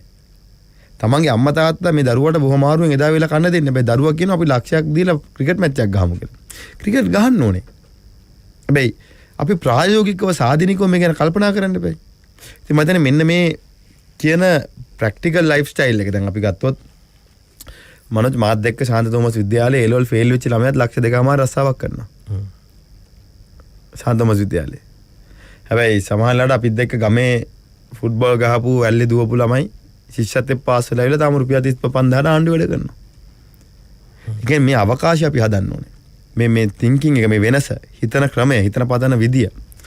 අපි යම්කිසි වෙනසකට ගෙනියන්න ඕනේ. ඔබ කියපු එක ඇත්තටම ඉලක්කමක් සහ ඉලක්කමක්වත් ඒක මේ වෙන අතිවඩපු කාරණයක්වත් නෙමෙයිනේ. ඇත්තටම විභාග ෆේල් වෙන එක නෙමෙයි වැඩේ. විභාග ෆේල් වුණත් ඔවුන්ට ජීවිතේ ගොඩනගා ගන්න තැන් තියෙනවා. මේ රට ඇතුලේ ඇත්තටම ලක්ෂ ගණනින් හම්බ කරන්න පුළුවන් රැකේ අවස්ථා තියෙනවා. එහෙම තියෙද්දි තමයි අපි රුපියල් 20000ට වේවා 30000ට වේවා 40000ට වේවා රජේ රස්සාවක්ම හොය ඉන්නේ. දැන් මොනවද බලන්න අපි සමහරලාට සමාජයේ අපි තරම් අපි නෙවෙයි සාමාන්‍යයෙන් පොදු මතය අනුව තරම් ඔය දිරවන්නේ නැහැ කියන්නේ අපේ තරුණන්ගේ භාෂාවෙන් කියනවා. එහෙම අය කොච්චර අම්බු කරනවද ඔන්ලයින්? සමහරකට එළියට එන්නේ නැහැ. කොණ්ඩේ වාගෙන ඉන්නේ. hina වෙන්නේ නැහැ. වෙයි YouTube කරනවා කියයි, Facebook එකේ කරනවා කියයි, online business එකක් කරනවා කියයි, software කරනවා කියයි, coding කරනවා කියයි, game හදනවා කියයි. ජීවිතයක් ගොඩනගාගෙන තියෙනවා. ඉතින් මේ අවකාශය තමයි අපි මේ රටේ තරුණයාට අපි නිර්මාණය කරන්න ඕනේ. දැන් අපි අද අධිකව ජනාධිපතිතුමායි අගමැතිතුමාත් මම දැනුවත් කරා. අපි අමාත්‍යාංශයේ විදිහට අපි හදනවා networking system එකක්. ඒකට ඇත්තටම ඇරිමැක් ආයතනය ස්වේච්ඡාවෙන් ඇවිල්ලා ඒ කට්ටිය නොමිලේ අපිට ඒක කරලා දෙනවා පළවෙනි අදියර. ඒකේ මම බලාපොරොත්තු වෙන්නේ පෝටල් දෙකක්. ඒ කියන්නේ නැත්තම් අන්තර්ජාලය තුල කාරණා දෙකක්. එකක් ප්‍රධාන වශයෙන් රැකියාව වෙළඳපොළක් විදියට තරුණයා එකතු කරගන්න. අන්තර්ජාලයේ තියෙන. ඒතකොට ඒ තරුණයාට ප්‍රොෆයිල් එකක් හම්බෙනවා Facebook එකේ වගේ. තමන්ගේ ප්‍රොෆයිල් එක. ඒකේ තමන්ගේ ක්වොලිෆිකේෂන් ටික වැටෙනවා. අනිත් පැත්තෙන් ක්‍රීඩකයෝ ටික සියල්ලම කියනවා. ඒතකොට අපි දන්නවා ක්‍රීඩකයෙක් නම් ක්‍රීඩකයා රෑන්කින් එක මොකද්ද? ඒ ක්‍රීඩකයාගේ ප්‍රගතියක් තියෙනවද? නැද්ද? එහෙම නැත්නම් ඒ ක්‍රීඩකයාගේ මොකද්ද ආර්ථික පසුබිම? යාර රැකියාවක් ඕන නම් ඒතර ඕනම කෙනෙක්ට පුළුවන්. ඒකෙම ඉන්න වෘත්ති පුහුණු ආයතන ටික, කාර්මික පුහුණු ආයතන ටික. ඒතර තරුණයාට පුළුවන් හෝටල් පාසලකට යන්න ඕන නම් මේක හරහා ඒකට සම්බන්ධ වෙන්න. හෝටල් පාසලට පුළුවන්. තමන්ගේ හෝටල් පාසල අවටින තරුණයෝ ටික බලා ගන්න. ජියෝටැග් කරාම තරුණයා. ඒ තාක්ෂණික පාවිච්චි කරාම. ඒ අනුව අපි බලාපොරොත්තු වෙන රටේ සියලුම තරුණයන් මේ සිස්ටම් එක අස්සට ගේන්න. ඒතර අපිට ආණ්ඩුවක් විදියට අධිකව ජනාධිපතිතුමාට උනත් ඊළඟ පාර රැකියා ලක්ෂයක් දෙන්න තීන්දුව කරොත් එතුමාට අපිට කතා කරන්න ඕනේ නැහැ මන්ත්‍රී විදියට. එතුමාට පුළුවන් මේ ඩේටාබේස් එකට ගිහලා බලන්න කී දෙනෙක් අධ්‍යාපන මට්ටමින් කොතනද ඉන්නේ. එයාලගේ ආර්ථික පසුබිම මොකද්ද? එයාලගේ අධ්‍යාපන පසුබිම මොකද්ද? මොකද්ද ඒ දරුවගේ අවශ්‍යතාවය? වෘත්තීය පුහුණු ආයතනයේට තරුවනෝ හාගෙන පත්‍රය ඇඩයක් දාන්න ඕනේ නැහැ. මේ තාක්ෂණය හරහා එයාට මේ ඩේටාබේස් එක හරහා එයාට ගන්න පුළුවන් වෘත්තීය පුහුණුවට කැමති කවුද? ක්‍රීඩකයෝ. ක්‍රීඩකයෙක් ගන්න ඕන නම් NetFM ආයතනයේට මේක හරහා ගන්න බලන්න පුළුවන් ජාතික මට්ටමේ ක්‍රීඩකයෙක් කවුද? උන්ගේ අධ්‍යාපන සුදුසුකම් මොනවාද? ඉතින් මේ තාක්ෂණ දෙක අපි යන්න ඕනේ කියන දැඩි විශ්වාසය අපි ඉන්නවා. ඒ තුළ අපිට පුළුවන් වෙයි ජාතික සහ ජාත්‍යන්තර රැකියාව වෙළඳපොළක් දෙක අපේ තරුණයන්ව සම්බන්ධ කරන්න. ඒක අපි කියනවා ආයෝජකයෙක් ආවා කියලා. ආයෝජකයෙක් කරනවා මඩ කලපුවට. ඒ ආයෝජකයාට ඕනේ මෝටර් මෙකැනික්ලා 20 දෙනෙක්. වටේ දුවන්න ඕනේ නැහැ. ආණ්ඩුවේ තරුණ සේවා තරුණ අමාත්‍යාංශයේ සිස්ටම් එක ඇතුලේ ඒ මඩ කලපුවේ ආයතනය තියෙන තැන ඉඳන් කිලෝමීටර් 10ක් ඇතුළත මෝටර් මෙකැනික් කී දෙනෙක් ඉන්නවද? 20ක් ඇතුළත කී දෙනෙක් ඉන්නවද? නැත්නම් මෝටර් මෙකැනික් පුහුණු වෙන්න කැමති කී දෙනෙක් ඉන්නවද? කියන කාරණේ යට ලබා ගන්න පුළුවන්. ඉතින් මම හිතන්නේ මේක ඉන්දියාව ඉතාමත් සාර්ථකව කරලා තියෙනවා ජොබ් රැකියාව වෙළඳපොළ ජොබ් පෝටල් එක. ඕස්ට්‍රේලියාව ඉතාමත් සාර්ථකව කරලා තියෙනවා ක්‍රීඩාව සම්බන්ධයෙන්. ක්‍රීඩකයන්ගේ ඩේටාබේස් එක. ඉතින් මම උත්සාහ කරන්නේ මේ දෙක එකතු කරලා අපේ මොඩල් එකක් හදන්න. රැකියාව එකයි ක්‍රීඩා එකයි එකට මම එකතු කරනවා කුඩා හා මධ්‍ය පරිමාණ ව්‍යාපාරිකයෝ. මොකද දැන් කුඩා හා මධ්‍ය පරිමාණ ව්‍යාපාරිකයෝ අපේ සෙට් කියන ආයතනය එක්ක අපි සාකච්ඡා කරනකොට ඒ අයගේ ගැටලු තියෙනවා. බැංකුවකට ගිහිල්ලා ජීවිතේ ණයක් ගන්න බෑ. මේක තමයි ඇත්ත කතාව. අද මටවත් ගිහිල්ලා බැංකුවකට ණයක් ගන්න බෑ. මනුස්සයෙක් ගිහිල්ලා ගන්න බෑ. අහන ප්‍රශ්න වලට උත්තර දෙනවට වඩා හොඳයි ගිහිල්ලා ගිනි පොලිකාරයෙක්ගෙන් ණයට කියා කර ඉල්ලන් එන එක. ඔව්. මම ඔබට එතරම් උදාහරණයක් කියන්න මේ මෑත මේ අපිට ඇත්තටම මේ මාධ්‍යවේදීන් විදියට සැරිසරද්දී හම්බ වෙන උදාහරණ. එක තරුණයෙක් ඔහු කටුවනෝදාශ්‍රිතව ව්‍යාපාරයක් කරනවා. ඔහුට ඒක ජාත්‍යන්තර මට්ටමට ඔහුට ගෙනියන්න පුළුවන්කම තියෙනවා. නමුත් ඔහුට ඒ කර්මාන්ත ශාලාව එක තැනකට ගන්න ණයක් ගන්න ඕනේ. ඊට පස්සේ ඔහුගෙන් ඉල්ලනවා වත්කම්. විශාල වශයෙන් වවනවා. හැබැයි ඒව සින්නක් කරොප්පු තියෙන ඉඩක් නෙමෙයි. එහෙනම් ඔහුට ඒක ඇපයකට තියන්න විදියක් නැහැ. ඒක කර්මාන්තෙම හොඳ තැනකට ඔබ ගෙනාවේ. දැන් මේ වගේ විශාල පිරිසක් ඉන්නවා. ඉතින් දැන් මම යෝජනා කරන්නේ අධිකව ජනාධිපතිතුමත් ඒක සාධනිකව පිළිතුරක් දුන්නා. ෆන්ඩයක් හදන්න. දැන් ස්පෝර්ට්ස් ෆන්ඩ් එක තියනවා වගේ කුඩා මධ්‍ය පරිමාණ ස්ටාර්ට්අප් ෆන්ඩ් එකක්. ඒතකොට ඒ ෆන්ඩ් එකේ ලොකුම ප්‍රශ්නේ තමයි මේ හැම බැංකුවක්ම මහ බැංකුවත් එක්ක ගනුදෙනු කරනකොට ඒ මහ බැංකුවේ රෙගියුලේෂන්ස් වලට යටත් වෙලා තියෙන්නේ. නීති මාළු යටත් වෙලා තියෙන්නේ. ඒතකොට ඒකට ඔය කියන කාරණා සියල්ලම අහන්න වෙනවා. හැබැයි අපිට කුඩා මධ්‍ය පරිමාණ ව්‍යාපාරිකයන්ට ලෝකයේ කොහෙවත් මහ බැංකුවෙන් ගවන් කරපු නැත්නම් මහ බැංකුවෙන් තීන්දුව තියෙන නීති රීති හදපු බැංකුව යටතේ ගිහිලා දිනු වෙලා නැහැ. එයා දිනු වෙලා තියෙන්නේ ෆන්ඩ් එක ගිහිල්ලා. ට්‍රස්ට් ෆන්ඩ් එක නැත්නම් ෆන්ඩ් එක ෆයිනෑන්ෂල් ෆන්ඩ්ස් එක. ඉතින් අපි උත්සාහ කරන්නේ මම යෝජනා කරා. ඊටමත් ඉක්මනට මේ කුඩා මධ්‍ය පරිමාණ ව්‍යාපාරිකයා සහ මේ කුඩා මධ්‍ය පරිමාණ ව්‍යාපාරිකයා කොහොම ප්‍රශ්නයක් තියෙනවා. දැන්ට නිර්වචනයේ තියෙන්නේ මිලියන 250කට වැඩි ආදායමක් තියෙනවා. අඩු ආදායමක් තියෙනවා. මේ මිලියන 250 කියන කාරණේ ලොකු වැඩි. ඉතින් මම උත්සාහ කරන්නේ ඒක මිලියන 20ට සීමා කරන්න. දැන් මිලියන 250කට නොවැඩි ආදායමක් තියෙනවා කොහොම මිලියන 250ක අවුරුද්දට වෙනවා කියන්නේ කුඩා ව්‍යාපාරයක් නෙවෙයි. අපේ රටේ දැන් තියෙන ආර්ථික තත්ත්වයක් දෙක්ක. සහ සේවකයෝ 50ක් කියන එක. දැන් තියෙන විදිහට සෙට් එකෙන් සෙට් කරන ආයතන දෙන්නවා ලක්ෂ 5යි. ඉතින් මිලියන 250ක් හොයන මිනිස්සුන්ට ලක්ෂ 5ක් දීලා මොනව කරන්නද? දැනෙන්නේවත් නැහැ. ඊට වඩා හොඳ මේක මිලියන 20ට වගේ අඩු කරලා 10%ක මුදල් උපරිමයට යටත්ව 10%ක් තමන්ගේ ටර්නෝවර් එක මිලියන 20යි නම් මිලියන 2ක් දෙන්න පුළුවන්. ඒකට යටත්ව අඩු පොලියට පොලිය කියන වචනේ පාවිච්චි කරන එක වැරදි. මොකද පොලිය කියපු ගමන් මුදල් මත මහ බැංකුවට යටත් වෙනවා. එක්ක අඩු සහන ක්‍රමවේදයකට මේ ෆන්ඩ් එකෙන් මේ යූත් ෆන්ඩ් එකෙන් මුදල් ලබා දීලා ඔවුන්ගේ කුඩා මධ්‍ය පරිමාණ ව්‍යාපාර දියුණු කරන්න සහ මේ සල්ලි ඕන තරම් දෙනවා. දැන් ආණ්ඩු ගත්තත් නොයෙක් ව්‍යාකෘති වලින් මනෝජ් මෙයාට සල්ලි දෙනවා. මේ ආණ්ඩුව කරන වැරද්දක් තියෙනවා. සල්ලි දුන්න ඉතින් අයින් වුණා. ඒක හරියන්නේ නැහැ. ලෝකේ ස්ටාර්ට්අප් කියන දේ ලෝකේ හැම රටකම සාර්ථක වෙලා තියෙන්නේ මනෝජ්. එයා මහා පරිමාණයේ ව්‍යාපාරිකයෙක් වෙනකම් නැත්නම් මධ්‍ය පරිමාණයේ තත්ත්වයට යනකම් හරි එයා දෙක අපි ඉන්න ඕනේ. අල්ලන් ඉන්න වෙනවා. අල්ලගෙන ඉන්න ඕනේ. අර උදව් කරන්න. දැන් ඔය කියපු ව්‍යාපාරිකයා කියන්නකොත් ඒ තරුණයා උඩ සින්නක් කරොප්පු නැත්නම් අපි කියන්න හරි.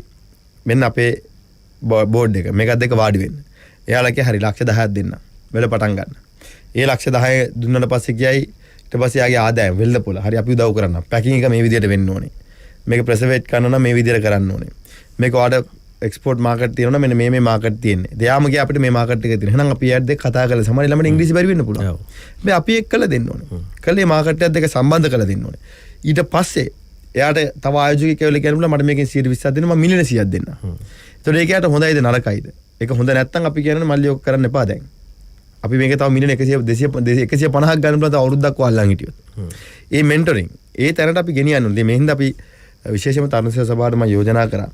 අපි ඒක කඩනමින් පටන් ගන්නවා. මහරගමෙන් පටන් අරගෙන ලංකාවේ සෙන්ටර්ස් 3ක් විතර දාන හදන මේ ස්ටාර්ට්අප් ඉන්කියුබේටර්ස්. එහෙම නැත්නම් අපි ආණ්ඩුවේ තරුණ සේවා සභාවේ සහ අපේ යොවුන් සේනාංගවල ගොඩනැගිලි ඕන තරම් තියෙනවා. මේවා මධ්‍යස්ථාන විදියට. ඒතර ඔය කියපු තරුණයාට කර්මාන්තශාලාවක් දාන්න ඕන. මාසෙට 50000ක් දීලා බිල්ලිමක් ගන්න ඕනේ නැහැ. අපි ඉලක්කේ ජනවාරි මාසෙ වෙනකොට පටන් ගන්න. අපි ගාවට ආවම කොස්ට් එකට එහෙම නැත්නම් විදුලි බිලයි, ලයිට් බිලයි, ඉන්ටර්නෙට් බිලයි විතරක් ගෙවන්න. අපිට අපේ යම්කිසි භූමි ප්‍රමාණයක් දෙන්න පුළුවන්. හැබැයි අපි බලන්නේ ඒකේ ප්‍රෝග්‍රස් එක. ඒකේ ප්‍රගතිය. ඒක හොඳයි නම් අපේ ෆන්ඩෙන් අපි මුදල් දෙනවා. ඒතර අපිට ෆන්ඩ් එකේ රිකවරි එකත් අපි දන්නවා අනිවාර්යයෙන් මේ අපි දෙන සල්ලි ටික ආයෙනවා. ආය ආවොත් තව එක්කෙනෙක් දෙන්න පුළුවන්. ඊට පස්සේ අවුරුද්දක් දෙකක් කොේ කාල සීමාව ගිවිසුම් ගත වෙන කාල සීමාවට පස්සේ අපිට පුළුවන් කියන්නේ දැන් ඔයා ලොකු ප්‍රමාණ ව්‍යාපාරිකයෙක් දැන් ඔයා වෙන තැනකට යන්න. එවැනි ඉන්කියුබේටර් වැඩපිළිවෙලක් අපි ජනවාරි මාසෙ වෙනකොට පටන් ගන්න බලාපොරොත්තු වෙනවා. අද අපි තරුණ සභාවේ ගොඩනැගිල්ලක් හඳුනගත්තා.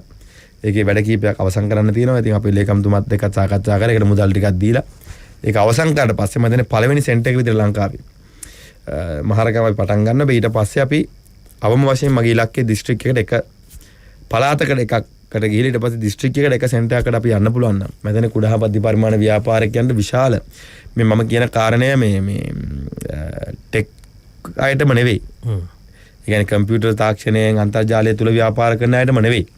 අපි කියමු ඔබතුමා මනෝජ් කිව්වා වගේ අනෝද වලින් ආහාර හදන කෙනෙක් වෙන්න පුළුවන්. පොල් වලින් නිෂ්පාදනය කරන කෙනෙක් වෙන්න පුළුවන්. මැටි කර්මාන්තය කරන කෙනෙක් වෙන්න පුළුවන්. වේවල් කර්මාන්තය කෙනෙක් වෙන්න පුළුවන්. ඉතින් මේ සියල්ලම අපි ඒ සාක්ෂණය දෙන්න ඕනේ. දැන් සෙට් කියන ආයතනයේ සේවකයෝ ඉන්න 1118ක්. මේ කුඩා මධ්‍ය පරිමාණ ව්‍යාපාර දියුණු කරන ආණ්ඩුවෙන් පඩි ගෙවාගෙන අපේ 1118ක් ඉන්නවා ලංකාවට. ඉතින් මේ එක ආයතන එක සේවකයෙක්ට එක ව්‍යාපාරිකයෙක් බාර දීලා මේ ව්‍යාපාරිකයා ගොඩ දාන්න කිව්වත් අපි අවුරුද්දට 1118ක් ගොඩ දානවා. මේක තමයි යථාර්ථය. ඉතින් මේ ඉන්න ස්ටාෆ් ඕන තරම් ස්ටාෆ් ඉන්නවා ආණ්ඩුවේ. දැන් අපි අදත් ගත්ත 60000ක්.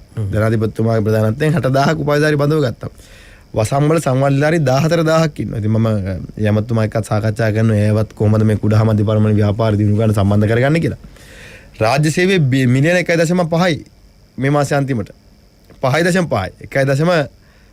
1.5යි. ඒක 2.4 න පීටිය දැන් 1,50,000ක් බඳව ගන්නවනේ. ඒතකොට මේ ඉන්න රිසෝසස් අපිට ඇති. මේ වැඩ පිළිවෙල තමයි අපි කළ යුත්තේ කියන එක තමයි මම විශ්වාස කරන්නේ. හොඳයි අපි තවදුරටත් කතා කරමු. අපි කෙටි විරාමයක් ලබා ගන්න සූදානම්. තරුණ හා ක්‍රීඩා ඇමතිතුමා නාමල් රාජපක්ෂ ඇමතිතුමත් එක්ක අපි අන්ලිමිටඩ් සංවාදයේ ඉදිරියේ ඉන්නේ.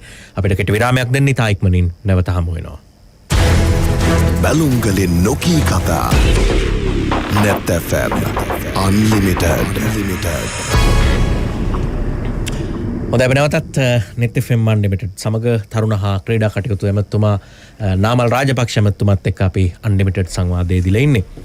ඔබතුමා වැඩබාර අරගෙන මාධ්‍ය ඔබෙන් කරුණු අහද්දී ඔබ කිව්වා ඔබ ක්‍රිකට් ඇමති නෙමෙයි කියලා. ඔබ ක්‍රීඩා ඇමති කියලා. ඔව් අපිට මේ සමහර වෙලාවට එක ක්‍රීඩාවකුත් නෙමෙයි. හැම ක්‍රීඩාවමත් නෙමෙයි. අපිට ඉස්සරහට යන්න පුළුවන් මොනවද පදක්කම් ඉලක්ක කරලා ජයග්‍රහණ ඉලක්ක කරලා ගිහිල්ලා මොනවද අපිට ජයග්‍රහණ ලබන්න පුළුවන් හඳුනා ගන්න අවශ්‍යත් වෙයි. ක්‍රීඩාව කියලා කියන්නේ ලෝක ජයග්‍රහණයක් කියලා කියන්නේ රටට ඒක ඊට පස්සේ බ්‍රෑන්ඩ් එකක් වෙනවනේ අරගෙන යන්න. එහෙම ඔබ විශේෂයෙන් හඳුනාගත්තු ක්‍රීඩා තියෙනවද මොකක්ද? මම හිතන්නේ මේ ක්‍රීඩාව ගැන කතා කරනකොට අපි මේක කෑලි 4කට කඩාගෙන ඉන්න එකක් තමයි මේ ලෙෂර් ස්පෝර්ට්ස්. කියන්නේ මනෝජ් මම වගේ අය කරන අපි ෆුට්බෝල් ගහන්නේ, සර්ෆ් කරන්නේ, රග ගහන්නේ, එල්ලේ ගහන්නේ, යෝග කරන්නේ විනෝදාංශ. ඒක අපේ ශරීර සෞඛ්‍ය සහ මානසික සුවය. කප් හොයන්නේ අපි. කප් හොයන්නේ නැහැ. ඉතින් මේ රටේ බහුතරයක් අපි. කියන්නේ විනෝදාංශය සඳහා ක්‍රීඩා කරන අය. දෙවෙනි ලේයර් එක තමයි මේ පදක්කම් සහ ලෝක කුසලාන ජයග්‍රහණය සඳහා ක්‍රීඩා කරන ප්‍රොෆෙෂනල් ස්පෝර්ට්ස් කරන අය. අපේ තාම ප්‍රොෆෙෂනල් ලෙවල් එකට ඇවිල්ලා තියෙන්නේ ක්‍රිකට් විතරයි. හැබැයි අපි අනිකුත් ක්‍රීඩාත් ඒ ප්‍රොෆෙෂනල් වෘත්තීය ක්‍රීඩකයෝ බවට පත් කරන ලේයර් එක. තුන්වෙනි එක තමයි ක්‍රීඩා ආර්ථිකය. ක්‍රීඩා ආර්ථිකය මේ උඩ දෙක බැඳෙන්නේ මේ ක්‍රීඩා ආර්ථිකයත් එක්ක. ගෝල් ෆේස් එකේ ඇවිදින 100ක් ආවොත් තමයි කඩවල වල බිස්නස් එක තියෙන්නේ. ඇවිදින මන්තිරුව ඇවිදින මිනිහෙක් ආවොත් තමයි කොළ කැඳ එකක් විකුණ ගන්න පුළුවන්. ඒතකොට ශරීර සෞඛ්‍ය ගැන හිතන මිනිස්සෙක් හිටියොත් තමයි කොළ කැඳ එකක් බොන්නේ. එහෙම නැත්නම් කොකා කෝලා එකක් බොනවනේ. සමා වෙන සන්නාම නාමයක් කිව්වට මේක තමයි යථාර්ථය. හැබැයි කොළ කැඳ එකක් විකිනෙන්නේ බෙලිමල් එකක් විකිනෙන්නේ ක්‍රීඩාව ඇඟේ තියෙන කෙනෙක් හිටියොත් තමයි. ඒතකොට මේ තුන්වෙනි කාරණය තමයි ස්පෝර්ට්ස් එන්ටර්ටේන්මන්ට් ඇන්ඩ් ඉකොනොමි. අපි කියමු ක්‍රීඩා ආර්ථිකය සහ සංචාරක ව්‍යාපාරය දෙක ක්‍රීඩාව බැඳෙන එක. දැන් LPL එක සෙල්ලම් කරනවා ලංකාවේ. ඒක ක්‍රීඩා ආර්ථිකයක්ද? ඒ කාලේ අපි කාල්ටන් සෙල්ලම් කරේ නයිට් රේස් කියන කාරණේ ඇතුළේ ක්‍රීඩා ආර්ථිකය සහ එන්ටර්ටේන්මන්ට් එකත් දෙක. ඉතින් ඔය කාරණා තුනට අමතරව අපි අලුතෙන් හදාගෙන අපි අලුතෙන් හඳුනාගෙන තියෙන e-sports කියන කාරණය. ලෝකයේ අද ඩොලර් බිලියනයක ව්‍යාපාරයක් e-sports. හැබැයි e-sports ලෝක කුසලානිකුත් තියෙනවා. වර්ල්ඩ් චැම්පියන්ෂිප් එකකුත් තියෙනවා. ඒතර මේ ලේයර් එක ඇතුලේ අපි ලෙෂර් ස්පෝර්ට්ස් කියලා අපි අමතක කරන එක අපි හැමෝම කරන කාරණේ මේ පදක්කම් කාරණේ තමයි මනෝජ් දැන් මේ ඇහුවේ. ඔව්. ඒතර පදක්කම් කියන කාරණයක් දෙක බැඳිච්ච ක්‍රීඩාවක් බොහොමයක් තියෙනවා. ඒතර එකක් තමයි ඔය අපි පොදුවේ කතා කරන ඔලිම්පික් එක, ඒෂියන් ගේම්ස් එක, සවුත් ඒෂියන් ගේම්ස් එක, සාක් ගේම්ස් ඒවා. අනිත් එක තමයි ක්‍රිකට් වර්ල්ඩ් කප් එක, ඒෂියා කප් එක ඔය කියන කාරණේ. ඒතර රග වර්ල්ඩ් 7 සීරීස් එක වෙන්න පුළුවන්, වොලිබෝල් වර්ල්ඩ් චැම්පියන්ෂිප් වෙන්න පුළුවන්. මෙතන සමහර ක්‍රීඩා තියෙනවා වර්ල්ඩ් සර්කිට් එකෙත් තියෙනවා පදක්කුණුත් තියෙනවා. ඉතින් රග සෙවන්ස් ගත්තොත් වර්ල්ඩ් සර්කිට් එකක් වෙනම තියෙනවා, ඔලිම්පික් වල වෙනම තියෙනවා. ක්‍රිකට් ගත්තොත් වර්ල්ඩ් කප් එකක් වෙනම තියෙනවා, ඒෂියන් ගේම්ස් වල වෙනම සෙල්ලම් කරනවා. වොලිබෝල් ගත්තත් බීච් වොලිබෝල් ගත්තොත් කොමන්වෙල්ත් එකේ තියෙනවා වර්ල්ඩ් සර්කිට් එකකුත් තියෙනවා. ඒතර මේවා අපි හඳුනා ගන්න ඕනේ අපි මොනවටද මුහුණ දෙන්නේ කියලා. ඉතින් විශේෂයෙන්ම ක්‍රීඩා කවුන්සිලේ විදිහට මහල් ජයවර්ධන මැතිතුමා ඇතුලේ කණ්ඩායම මේ වෙනකොට හඳුනාගෙන යනවා. අපිට දිනන්න පුළුවන් පදක්කම් වලට යන්න පුළුවන් ක්‍රීඩා මොනවද? සහ අපිට ලෝක කුසලාන දිනන්න පුළුවන් ක්‍රීඩා මොනවද? සමේ වර්ල්ඩ් සර්කිට් දිනන්න පුළුවන් මොනවද? දැන් සර්ෆින් ගත්තොත් වර්ල්ඩ් සර්කිට් එකක් තියෙනවා. සමහර ඒෂියන් ගේම්ස් වල තියෙනවා, සමහර කාලවල කොමන්වෙල්ත් එකේ තියෙනවා, සමහර කාලවල ඔලිම්පික්ස් වල තියෙනවා. ඒක නම් මම හිතම දන්නේ නැහැ. හැබැයි වර්ල්ඩ් සර්කිට් එකක් තියෙනවා අනිවාර්යෙන්. එතකොට මේ ඒවා සංචාරක ව්‍යාපාරات දෙක බැඳිච්චා. දැන් අපි වර්ල්ඩ් සර්කිට් එකට බීච් වොලිබෝල් ගහන්න එන්ට වුණාම ඒක බීච් වොලිබෝල් නෙවෙයි. ලංකාවේ ලංකාව ශ්‍රී ලංකා කියන නාමය තමයි ගෙනියන්නේ. අපි ඊ ගේමින් වලට වර්ල්ඩ් චැම්පියන්ෂිප් එකකට ගියොත් ශ්‍රී ලංකා කියන නම ගෙනියන්නේ. එතකොට අපි ෆුට්බෝල් වලට වර්ල්ඩ් චැම්පියන් මොකක් හරි ටෝර්නමන්ට් එකකට ලංකාවේ කොඩියෙන් ගියොත් කරාටි වලට රයිෆල් ෂූටින් සමහර රයිෆල් ෂූටින් යන්නේ දෙන්නයි. හැබැයි ඒකේ ලෝකෙට හම්බෙන විසිබිලිටි එක ලංකාවෙත් වෙඩික්කාරයෝ ඉන්නවා කියන එක. මොකද අපේ වෙඩික්කාරයෝ එක්කම මතක් වෙන්නේ LTT එකයි හමුදාව අතර යුද්ධේ. එහෙමනේ පදක්කම් දිනන්න පුළුවන් කියන තැන. ඒතර ආචරරි ලංකාවේ තමයි ලෝකයේ දෙවෙනියටම පැරණි දුනු සංස්කෘතිය තියෙන්නේ. ඒතර අය අපිට ආචරි දිනු කරන්න බැරි. ඉතින් මේ ක්‍රීඩා අපි හඳුනා ගන්න ඕනේ. ඉතින් මේ වෙනකොට විශේෂයෙන්ම ක්‍රීඩා කවුන්සිලය විශාල කැපවීමක් කරන රිසර්ච් කරන ලොකුවට අපි මේ ක්‍රීඩා මොනවද අපි හඳුනගන්නේ. හඳුනා ගන්නකොට කාරණා කීපයක් තියෙනවා. එකක් අපේ ඇඟ බොඩි ස්ට්‍රක්චර් එක. දෙක අපි මොන ක්‍රීඩාවලටද යන්න ඕනේ. අනිත් එක ලංකාවේ එක් පළාත්වල අනුව ඒ පළාතේ ජීවත් වන අයගේ ඇඟවල වල තියෙන ස්ට්‍රක්චර් එකත් දෙක අපි කොහොමද ඉස්සරහට යන්න ඕනේ. තවත් අපි එකක් හඳුනා ගන්නවා ලංකාවේ තුන්වෙනි පරම්පරාව වෙන ලෝකේ රටවල් වල ජීවත් වෙනවා. ලංකාවේ ශ්‍රී ලාංකික සම්භවයක් වෙන තුන්වෙනි පරම්පරාව. ඉතින් අපි මේ හැමදාම කතා කරන්නේ අපේ රටේ මිනිස්සු පිට යවන එකනේ. ඇයි අපිට බැරි තුන්වෙනි පරම්පරාව අපි වෙනුවෙන් නියෝජනය කරන්න කියන්නේ?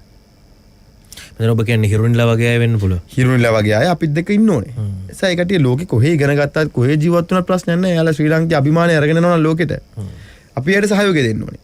ඉතින් ඒ වගේ පිරිස අපි ඒක රාශී කර ගන්න ඕනේ. ඉතින් මේවත් දෙක අපි හඳුනා ගන්න ඕනේ අපේ තියෙන අභියෝගයන්. අපිට තියෙන ඊළඟ පදක්කම් දිනන්න පුළුවන්, ලෝක කුසලාන දිනන්න පුළුවන්, වර්ල්ඩ් සර්කිට් දිනන්න පුළුවන් ක්‍රීඩා මොනවද කියන කාරණේ. ඒ වගේම රටට විදේශ විනිමය ගේන්න. දැන් ඔය තරුණයා එක්ක බැඳිච්ච කාරණේ. මේ ක්‍රීඩා එක ආර්ථිකය. ද LPL එක ආවනම් ක්‍රීඩා ආර්ථිකයක් රටේ හැදෙනවා. ඔව්. ක්‍රිකට් වලට හැදෙන ආර්ථිකය වගේම ගමේ කඩළු විකුණන මිනිස්සුන්ගෙන් දැන් ආර්ථිකයක් හැදෙනවා. වෙහිකල් පාක් කරන්න දෙන මිනිස්සුන්ගෙන් දැන් ආර්ථිකයක් හැදෙනවා.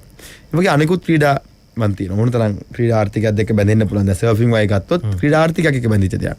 සයික්ලින් ගත්තත්, කොළඹ මැරතන් එක ගත්තත් මේ සියල්ලම ස්පෝර්ට්ස් ඉකොනොමි එක ASCII තියෙන දේවල්. ඉතින් මේක වෙන්නේ ලෝකේ හැම රටකම මනෝජ් බොහෝ රටවල් වල හැම රටකම නෙවෙයි සමා වෙන්න. විශේෂයෙන් දියුණු රටවල් වල GDP එකෙන් 3% හෝ 2.5ක් හෝ 3ක් එන්නේ ක්‍රීඩාවෙන්. අපේ රටේ මයිනස්. අපේ අම්මා දරුවා ක්‍රීඩා කරනවා කියන්නේ අම්මට බරක්. බෑ ලෝකේ බොහෝ රටවල් වල දරුවා හොඳින් ක්‍රීඩා කරනවා කියන්නේ අම්මට සහනයක්. ඒ අම්මට විශ්වාසය තියෙන මේ දරුවා පදක්කමක් දිනයි, මෙයා රස්සාවක් හම්බෙයි, මෙයා ඉගෙන ගනි, මෙයා කාර්මික ක්ෂේත්‍රයටයි, මෙයා ස්පොන්සර් කෙනෙක් හම්බෙයි, මෙයා එන්ඩෝස්මන්ට් වලටයි, මෙයා සෙලිබ්‍රිටි කෙනෙක් වෙයි කියලා විශ්වාසයක් තියෙනවා. අපේ රටේ ළමයා හොඳට පර්ෆෝම් කරන් යනවා, හොඳට ක්‍රීඩා කරන් යනවා නම් අම්මට ඒක ලොකු බරක්. අම්මා කල්පනා කරන උදේ ඉඳන් සපත්ද කරන් දෙන්නේ කොහොමද, ඇඳුම අරන් දෙන්නේ කොහොමද, කොළඹ යවන්නේ කොහොමද, බෝඩින් කාමරයක් දෙන්නේ කොහොමද. ඉතින් මේක වෙනස් කරන්න නම් මේක කමර්ෂියලයිස් කරන්න ඕනේ. මේක ආර්ථිකම වශයෙන් වටිනාකමක් ඇති තැනක් බවට ක්‍රීඩාව පරිවර්තනය කරන්න ඕනේ. ඉතින් මේ වැඩපිළිවෙල තමයි ඊළඟ වසර කිහිපය තුළ අපි ක්‍රියාත්මක කරන්නේ. අපි දිනන්නේ මොන ක්‍රීඩාවද කියන එක පිළිබඳව අපි අධ්‍යයනයක් කරනවා. ඒක අපි ආවට ගියාට සංඛ්‍යාලයකින් වලින් අපිට කියන්න බෑ. අපි සියලුම සංඛ්‍යාලයකින් අධ්‍යයනය කරන්න ඕනේ. අපි 1990 ගණන් වල අපි ටයිමින් ස්ටඩි කරන්න ඕනේ. අපි ඇයි අපිට සුසන්තිකා ජයසිංහගේ දමයන්ති දර්ශකගේ රෙකෝඩ් තාම කඩන්න බැරි වෙලා තියෙන්නේ. කියන හේතුව අපි හොයන්න ඕනේ. ඒක හොයන්න නම් අපි මේව අධ්‍යයනය කරන්න ඕනේ. කළා අන්නේ අවශ්‍ය ප්‍රෝග්‍රෑම් එකකට අවශ්‍ය පිරිස අපි යොමු කරන්න ඕනේ. මම හිතනවා විශේෂයෙන්ම ක්‍රීඩා පාසල් දියුණු කරනකොට මේ සිස්ටම් එක හැදෙයි. ඉතින් මේ අවුරුදු 5 අපිට යම්කිසි ජයග්‍රහණ ලබන්න පුළුවන්. හැබැයි අනිවාර්යෙන් මේ වැඩපිළිවෙල ඊළඟ අවුරුදු 10 ක්‍රියාත්මක වුණොත් මේක වෙනවා. ඒක වුණාම අපිට අවුරුදු 4කට පස්සේ අපිට බලන්න පුළුවන් මේ රටේ ක්‍රීඩාව සහ ක්‍රීඩා ආර්ථිකයත් දෙක බැඳිච්ච දැවැන්ත ජයග්‍රහණ ප්‍රමාණයක් අපිට ලැබෙයි. මොකද සාමාන්‍ය ලෝකයේ විශ්වාසය තමයි ඔලිම්පික් තලයේ ක්‍රීඩකයෙක් හදන අවුරුදු 8ක් යනවා. ඒක තමයි ලෝක සම්භවය. ඉතින් මේ සිස්ටම් එක අවුරුදු 10ක් ගියොත් තමයි අපිට අවශ්‍ය ජයග්‍රහණ ටික අපිට ලැබෙන්නේ. ඒ අතර ජයග්‍රහණය නොකරනවා කියන එක නෙවෙයි මම කියන්නේ. ලෝකේ සම්මුතිය. මේක තමයි ක්‍රමවේදය. හැබැයි මේ සියල්ලත් එක්ක මේ රටේ තරුණයා දිහා බලන ක්‍රමය අපි වෙනස් කරනදී මම විශේෂයෙන් මේ රටේ වැඩිහිටියන්ගෙන් දෙමව්පියන්ගෙන් තරුණයන්ගෙන් ඉල්ලන්නේ. අපි අලුතෙන් හිතන්න ඕනේ. අපි අනිත් එක්කන ඇඟිලි දික් කළ වැඩක් වෙන්නේ නැහැ. අපිට අරක නැහැ මේක නැහැ කියලා වැඩක් වෙන්නේ නැහැ. අපි එකතු වෙලා අපි ලෑස්ති තරුණයත් එක්ක වැඩ කරන අපි ලෑස්ති තරුණට උදව් කරන්න. අපි ලෑස්ති වෙනසට යන්න. ඉතින් විශේෂයෙන්ම දෙමව්පියන් තමන්ගේ දරුවා විශ්වාස කරන්න. දරුවා ක්‍රීඩා කරන්න එනවනම් ඕලෙවල් විභාගයේ මං කියන්නේ ඕලෙවල් කරන්න එපා කියලා. මේකට බය වෙන්න එපා. NVQ සාතිකයේ තියෙන NVQ 3 කියන්නේ දැන් ඕලෙවල්ලා සමානයි.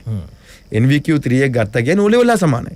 ඉතින් දරුවට පාත් එකක් තියෙනවා. ජීවිතේ ගොඩනගා ගන්න ක්‍රමයක් නැති. අම්මලා තාත්තලා දරුවා එතනට විශ්වාස කරන්න ඕනේ. මේ දරුවා මෙතනින් ගියොත් මේ දරුවට අනාගතයක් තියෙයි කියන. ඒ විශ්වාසයත් එක්ක මම හිතන්නේ අපිට ඉදිරියේදී විශේෂයෙන්ම මේ රටේ මතර පුරුදුචි දරුවෝ මතෙන් ඈඩ් කරන්න ඕනේ. මම අධිකරණ නැමැතුමත් එක්ක හෙට දිනේ හම්බ වෙනවා. විශේෂයෙන් මම අධිකරණ නැමැතුමා එක්ක සාකච්ඡා කරන්න බලාපොරොත්තු වෙන තරුණ ඇමතිවරයා විදියට බලාපොරොත්තු වෙන්නේ මේ අධිකරණයේ 54 දාලා කුඩු වහුනම ඇතුළට දානවා. කුඩු ගහන එක්කනට එකම නීතිය, කුඩු විකුණන එක්කනට එකම නීතිය. ඉතින් කුඩු පාවිච්චි කරන ළමයව අපි කරන්න ඕනේ පුනරුත්ථාපනය කරන එක. ඉතින් අපි විශේෂයෙන්ම එතුමාගෙන් මම ඉල්ලන්නේ බලන්න කියලා නීතිය වෙනස් කරන්න අධිකරණ තීන්දුවකින් පුනරුත්ථාපනයට යොමු කරන්න. ඒතකොට 54න් මේ අහිංසක දරුවෝ හිරේ ඇතුළට එක දවසක් කුඩු පාවිච්චි කරපු මිලිග්‍රෑම් එකක් පාවිච්චි කරපු ළමයාට 54න් හිරේ ගියාම ඒ ළමයා එන්නේ කුඩු කාපර කෙනෙක් වෙලා. ඊට වඩා හොඳයි ඒ ළමයා පුනරුත්ථාපනය යොමු කරන එක. ඉතින් මේවා සියල්ල මොකද විශේෂයෙන්ම තරුණ අමාත්‍යාංශය කියන්නේ මේ හුදකලාව කටයුතු කරන්න පුළුවන් බදාගෙන කරන්න පුළුවන් දෙයක් නෙවෙයි. අනිකුත් ආයතන එක්ක සම්බන්ධ වෙලා විශේෂයෙන් හැමෝගෙම සහයෝගය විශේෂයෙන් මාධ්‍ය. මොකද ක්‍රීඩාව නංවන්නන්න පුළුවන් මාධ්‍යට. අපේ ඩියුටි එක තමයි මාධ්‍යට අවශ්‍ය ප්‍රොඩක්ට් එක දෙන එක. ඔබට පුවතක් විදිහට දෙන්න පුළුවන් මේකේ අදයක් නම් ඒක මිනිස්සු පිළිගන්නේ නැහැ. ඒක යම්කිසි දෙයක් බලයි එක දවසක් බලයි දෙකක් බලයි මිනිස්සුන්ට එපා වෙනවා. හැබැයි අපි ඔබට ක්‍රීඩා සංගම් එකතු කරගෙන ක්‍රීඩකයෙකු තුන ඔබට ප්‍රොඩක්ට් එකක් දෙන්න පුළුවන්. දැන් අද ෆුට්බෝල් තරඟාවලිය අවසාන තරඟ යනවා. මිනිස්සු බලනවා. ඒක හොඳ තරඟයක්. ඒ වගේ තරඟාවලිය අපිට සංවිධානය කරන්න පුළුවන් නම් ගමේ තරඟාවලි ටික අපිට දෙන්න පුළුවන් නම් ඔයාලා නිවුස් තියෙනවා. ඒක මිනිස්සු බලන්න පටන් ගන්නවා. ඉතින් මාධ්‍ය විශාල මෙහෙවරක් කරනම විශේෂයෙන් බලාපොරොත්තු වෙන ඉදිරියේදී මාධ්‍ය ආයතන එක්ක සම්බන්ධ වෙලා එක්ක ක්‍රීඩා බාර දීලා ඉල්ලීමක් කරන මාධ්‍ය ආයතන එක්ක ක්‍රීඩා බාර අරගෙන අපිට ක්‍රීඩා ප්‍රවර්ධනය කරලා දෙන්න. ඒකට රැල්ලක් හදලා දෙන්න. අර සින්දු කියන්න නටන්න රැල්ලක් හදනවා වගේම ක්‍රීඩා කරන්නත් රැල්ලක් හදන්න අපිට එකතු වෙන්න කියන ආරාධනාවක් මම කරනවා. ඔව්. දැන් ඒ කියන්නේ උත්සාහයන් ඔක්කොම ඇතුලේ අපි බලාපොරොත්තු වෙන්නේ ප්‍රතිඵල. සමහරවිට අත්දැකීම් තියන අය ඇතැම් තීරණ නිසා හිර වෙලා අතරමං වෙලා ඉන්න අවස්ථාත් අපි දැකලා තියෙන උදාහරණයක් විදිහට ගත්තොත් අර මේ 2017 පැවැත්වෙච්ච T10 තරගාවලිය මම එක උදාහරණයක් අරගන්නේ. මේක ක්‍රීඩා අමාත්‍යාංශ අනුමැතියක් සහිතව ගිය තරගාවලියකුත් නෙමෙයි ICC සහභාගීත්වයට ඇති තරගාවලියකුත් නෙමෙයි. නමුත් ශ්‍රී ලංකාවේ ක්‍රීඩකයින් දෙනෙක් ඒකට අහු වෙලා දැන් ඔවුන් පැත්තකට කරලා තියලා තියෙනවා. ඔවුන්ට රස්සාවක් කරන්නත් නැහැ, පරීක්ෂණයක් ක්‍රියාත්මක වෙන්නෙත් නැහැ, කමිටුවක් පත් කරා ඒක තාම ක්‍රියාත්මක වෙන්නෙත් නැහැ. එවැනි දේවල් ගැන කොහොමද හොයලා බලන්න පුළුවන්? මම හිතන්නේ පෞගේ කාලේ ඒ ගැන යම් අවධානයක් ගිය නිසා මම උදාහරණයක් විදිහට ඔබට අරගත්තා. නෑ මම හිතන්නේ අපි විනය කියන කාරණය ප්‍රධානයි. ඒ විනය ක්‍රීඩකයාගේ විනය විතරක් නෙවෙයි පරිපාලකයන්ගේ විනයත් අපි බලන්න ඕනේ. අර මම ඉස්සෙල්ලා මුලදී මේ සාකච්ඡාව පටන් ගන්නකොට ගත්තේ এডুকেෂන් කියන එක. කියන්නේ අපි මේ තරුණයාට දැනුවත් කරන්න ඕනේ. ඉතින් ක්‍රීඩකයන්ව දැනුවත් කිරීමේ වක්කීම් පරිපාලන ක්ෂේත්‍රයේ තියෙන පරිපාලකයන්ට බෑ අපි මේක දන්නේ නැහැ කියලා කියන්නේ. සහ ඔය ක්‍රීඩකයොත් පොඩි ළමයි නෙවෙයි. එයා යම් කිසි තරඟාවලියකට යනකොට තමන්ගේ බෝඩ් එකේ අවසරය ගන්න ඕනේ. තමන් ජාතික සංචිතයේ ඉන්නවනම් එහෙම නැත්නම් පළාත් සංචිතයක ඉන්නවනම් ක්‍රීඩා සමාජයක ඉන්නවනම් ඒ ක්‍රීඩා සමාජය අනුමැතිය අරගෙන තමයි ඒ ක්‍රීඩාවලට යොමු වෙන්න ඕනේ. ඉතින් අපි දකින දේ තමයි අද ලෝකයේ කමර්ෂියලයිස් වෙනකොට ඔය වගේ සිද්ධීන් වෙනවා. හැබැයි අපි කල යුතු දේ තමයි මේවා මේ දරුවන්ව ආරක්ෂා කරගෙන මුන් එකට තියාගෙන මේ ගමන අපි යන්න ඕනේ. ඉතින් විශේෂයෙන්ම ක්‍රීඩාවේ විනය සම්බන්ධයෙන් අපි දැඩි අවධානය යොමු කරලා තියෙනවා. තහනම් උත්තේජකවල අපි කිසිසේත් අවස්ථාවක් දෙන්නේ නැහැ. මැච් ෆික්සිං වලට අපි කිසිම සමාවක් දෙන්නේ නැහැ. මැච් ෆික්සිං කරනවා කියන්නේ ක්‍රීඩකයා විතරක් නෙවෙයි පරිපාලකයන්ගේ ඉඳන් මැච් ෆික්සිං කරනවා නම් දැඩි නීති රීති අපි ක්‍රියාත්මක කරනවා. තරඟ පාවා දෙනවා නම් දැන් අපි අර T10 තරගාවලිය බැලුවොත් ඒ කියන්නේ ඒක ක්‍රීඩා අමාත්‍යවරයාගේ අනුමැතියකුත් නැතිව ගිහිල්ලා තියෙන. එමනම් පරිපාලනයේ සම්බන්ධයෙන් ඉන්න අය නම් මේ පිළිබඳව දැනුවත් වෙන්නත් එපේ. අවසානයේ ක්‍රීඩකයන් කිහිප දෙනෙක් ඒක කාගේද කියනවට වඩා මොකක්ද වැඩේ කියලා හොයලා බලන්න එපේ. දැන් මම හිතන්නේ ක්‍රීඩකයන් 3 දෙනෙක් විතර ඒකට කොටු වෙලා තිබෙනවා. ඔවුන් සම්බන්ධයෙන් මම අපේ ක්‍රීඩා කවුන්සිලයට ලබන සතියේ කතා කරන්න බලාපොරොත්තු වෙනවා. උන්ගේ අදහස් ගන්න ඕනේ. මොකද මේක මේ වැඩි පූර්වාදර්ශයක් දෙන්න බෑ. අපි ගන්න තීන්දුව. ඒ හින්දා ඒක ඔය ක්‍රීඩකයෝ 3 දෙනා විතරක් නෙවෙයි පොදුවේ. පොදුවේ වැරදි පූර්වාදර්ශයක් වෙන්නේ නැති වෙන්න අපි මේ වැඩ පිළිවෙල යන්න ඕනේ. දැන් පහුගිය කාලේ ක්‍රීඩා සංගම් වල විශාල ගැටලුවක් තියෙන සංගම් කීපයක් ආමාව හම්බෙන්න. ඒක ඉල්ලීමුනේ මැතිවරණ කල් දාන්න. නිලවරණ කල් දාන්න. මොකෝ බෑ. නිලවරණ කල් දාන්න බෑ. නිලවරණ තියෙන්න ඕනේ. කල් දැම්මොත් ඒක හොඳ නැති පූර්වාදර්ශයක්. ක්‍රීඩකයන්ට අසාධාරණයක්. හැබැයි යම්කිසි වංචා දූෂණ චෝදනා තියෙනවා නම් ඒ පිළිබඳව එවන්න අපි ඒක CID එකට හරි බ්‍රයිබරි එකට හරි බාර දීලා පරීක්ෂණ කරන්න. ඒකේ ප්‍රශ්නයක් නැහැ නේ. පරීක්ෂණ අපි කරමු. හැබැයි එක කණ්ඩායමේ අවශ්‍යතාවයකට ක්‍රීඩා නිලවරණ කල් දාන්න අපිට බෑ. ඒ නිසා සහ මම ඇමතිවරයා විදියට මම කිසිසේත් අතුරු කමුඩු පත් කරන්න මම කිසිම අදහසක් නැහැ. මොකද මම විශ්වාස කරනවා මැතිවරණකින් මහන්සි වෙලා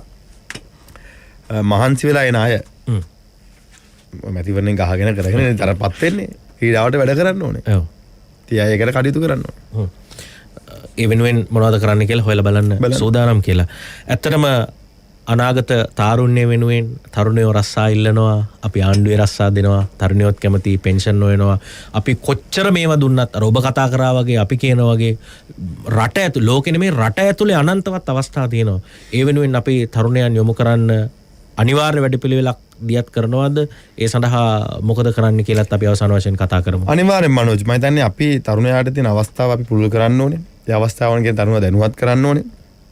ආකල්පම වෙනසකට අපි රට ගෙනියන්න ඕනේ. ඒක අපිට දවසෙන් දෙකෙන් බැරි වෙයි. මම ඉස්සෙල්ලා කිව්වා වගේ. හැබැයි කාලානුරූපව අපි ඒ කටයුත්ත කරනවා. මොකද ඒක නොකරොත් මම හිතන්නේ තව අවුරුදු 5කින් ආය ආණ්ඩු මාරුවක් වෙයි. ඒ ආණ්ඩුව අපි කරපුම දේ නැත්නම් පහුගිය ආණ්ඩුව කරපුම දේම කරයි. අපි ආයේ එයි. ඉතින් මම හිතන්නේ මේක තමයි හොඳම අවස්ථාව.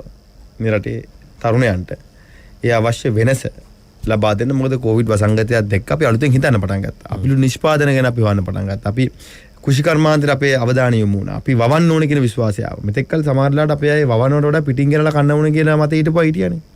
දැන් අපි වවන්න ඕනේ කියලා ගොවියට ගෞරවයක් ආවා. ගොවියට අභිමානයක් ආවා. ආයේ මහින්ද රාජපක්ෂ යුගයෙන් පස්සේ කොරෝනා හින්දා තමයි ගොවියට අභිමානයක් ඇති වුනේ. එදා මහින්ද රාජපක්ෂ මහත්තයාගේ ආණ්ඩුවේ තමයි ගොවියා ගොවි මහත්තයා වුනේ. ගොවියා ගොවි මහත්තයා කරා. තරුණයෝ ගොවිය තැනට ගියා. කොළඹ සිකියුරිටි රස්සා කරන්න හිටපු ළමයි පොර සානාධාරය නිසා සිකියුරිටි රස්සාව අතහැරලා බඩිරංගුව වන්න ගියා. මොකද බඩිරංගුව පිටරට යවුවා අපි. ඒතර උඩ ආදායමක් හම්බෙනවා. මේ රුපියල් 25000 වෙනකොට රුපියල් 50000 මාසෙට හම්බෙනවා බඩිරංගුව වැව්වම කියලා දල වශයෙන්. ඒ හින්දා ඒ කට්ටිය මේක අතහැරලා එතනට යන්න ගියා. අභිමානේ. ඉතින් මම හිතන්නේ නැවත වතාවක් මේ කොරෝනා හින්දා ලොකු අසාධාරණයක් ලොකු හානියක් අපිට වුණා. අපි නැවත වතාවක් අපේ අභිමානය අපි කාර් හදන්න පටන් ගත්තා. අපි ඩිස්ඉන්ෆිකේෂන් මැෂින් හදන්න පටන් ගත්තා. වෙන්ටිලේටර්ස් හදන්න පටන් ගත්තා. අපි අපේම කැම ටික හදන්න පටන් ගත්තා. ගෙවල් වල වවන්න පටන් ගත්තා. ඉතින් මම හිතන්නේ මේක හොඳ ආරම්භයක් විදිහට අරගෙන අපිට ගොඩනගෙන්න පුළුවන් කියන විශ්වාසයත් එක්ක මම හිතන්නේ අපි ඉදිරියට ගියොත් ඊළඟ වසර 5 අපිට නැවත වතාවක් මේ රට අපි අපේක්ෂා කරන මොකද අපි හැමදාම මේ දියුණු වෙන්න ඕනේ කියන්නේ කයිවරුවක් නේ. ඒ කියන කවුරුත් කළා නැහනේ. මේ යථාර්ථයක් මේ දියුණුව යථාර්ථයක් බවටපත් කරන්න අපිට හැකියාව ලැබේ. ඔව්. එහෙම නැති වුණොත් අර ඔබ කියපු ප්‍රතිඵලෙත් තව අවුරුදු 5කින් ලැබෙන්න පුළුවන්. නෑ අනිවාර්යෙන් මේ රටේ ජනතාව බුද්ධිමත්. ඉතින් අපි ජනතාවගේ අවශ්‍යතාවයන් වගේම ජනතාවගේ බලාපොරොත්තු ඉටු කරන්න අපේ ආණ්ඩුව අපොසත් වුණොත් ජනතාව අවුරුදු 5කින් තීන්දුවක් ගන්නවා. එහින්දා දැන් ඔබ කියන විදිහට ඔබට වැඩපිළිවෙලක් තියෙනවා. ඒ වැඩපිළිවෙල ඔබ කියලා තියෙනවා. ඒක යථාර්ථයක් කරගන්න ඒ උත්සාහයේ ඔබ ඉන්නේ. නෑ අනිවාර්යයෙන්ම දැන් ඒක මම තනියම කරන කාරණයක් නෙමෙයි. අපි ආණ්ඩුවක් විදියට කරන වැඩපිළිවෙලක්. ඉතින් මම දැන් ආණ්ඩුවක් විදියට වැටෙන්නේ නාම රාජපක්ෂ නෙවෙයි. ආණ්ඩුව. නැගිටින්නේ නාම රාජපක්ෂ නෙවෙයි. අපි ආණ්ඩුවක් සහ රට. ඒ නිසා අපි ආණ්ඩුවක් විදියට කැබිනට් මණ්ඩලය රාජ්‍ය අමාත්‍යවරු සහ අපේ ආණ්ඩුව ඉතාමත් කැපවීමෙන් වමනාවෙන් ගෝඨාභය රාජපක්ෂ ජනාධිපතිතුමාගේ ප්‍රතිපත්ති ක්‍රියාත්මක කරන්න අගමැතිතුමා ප්‍රමුඛ අපි කැප වෙනවා කියන එකත් මතක් කරන්න ඕනේ.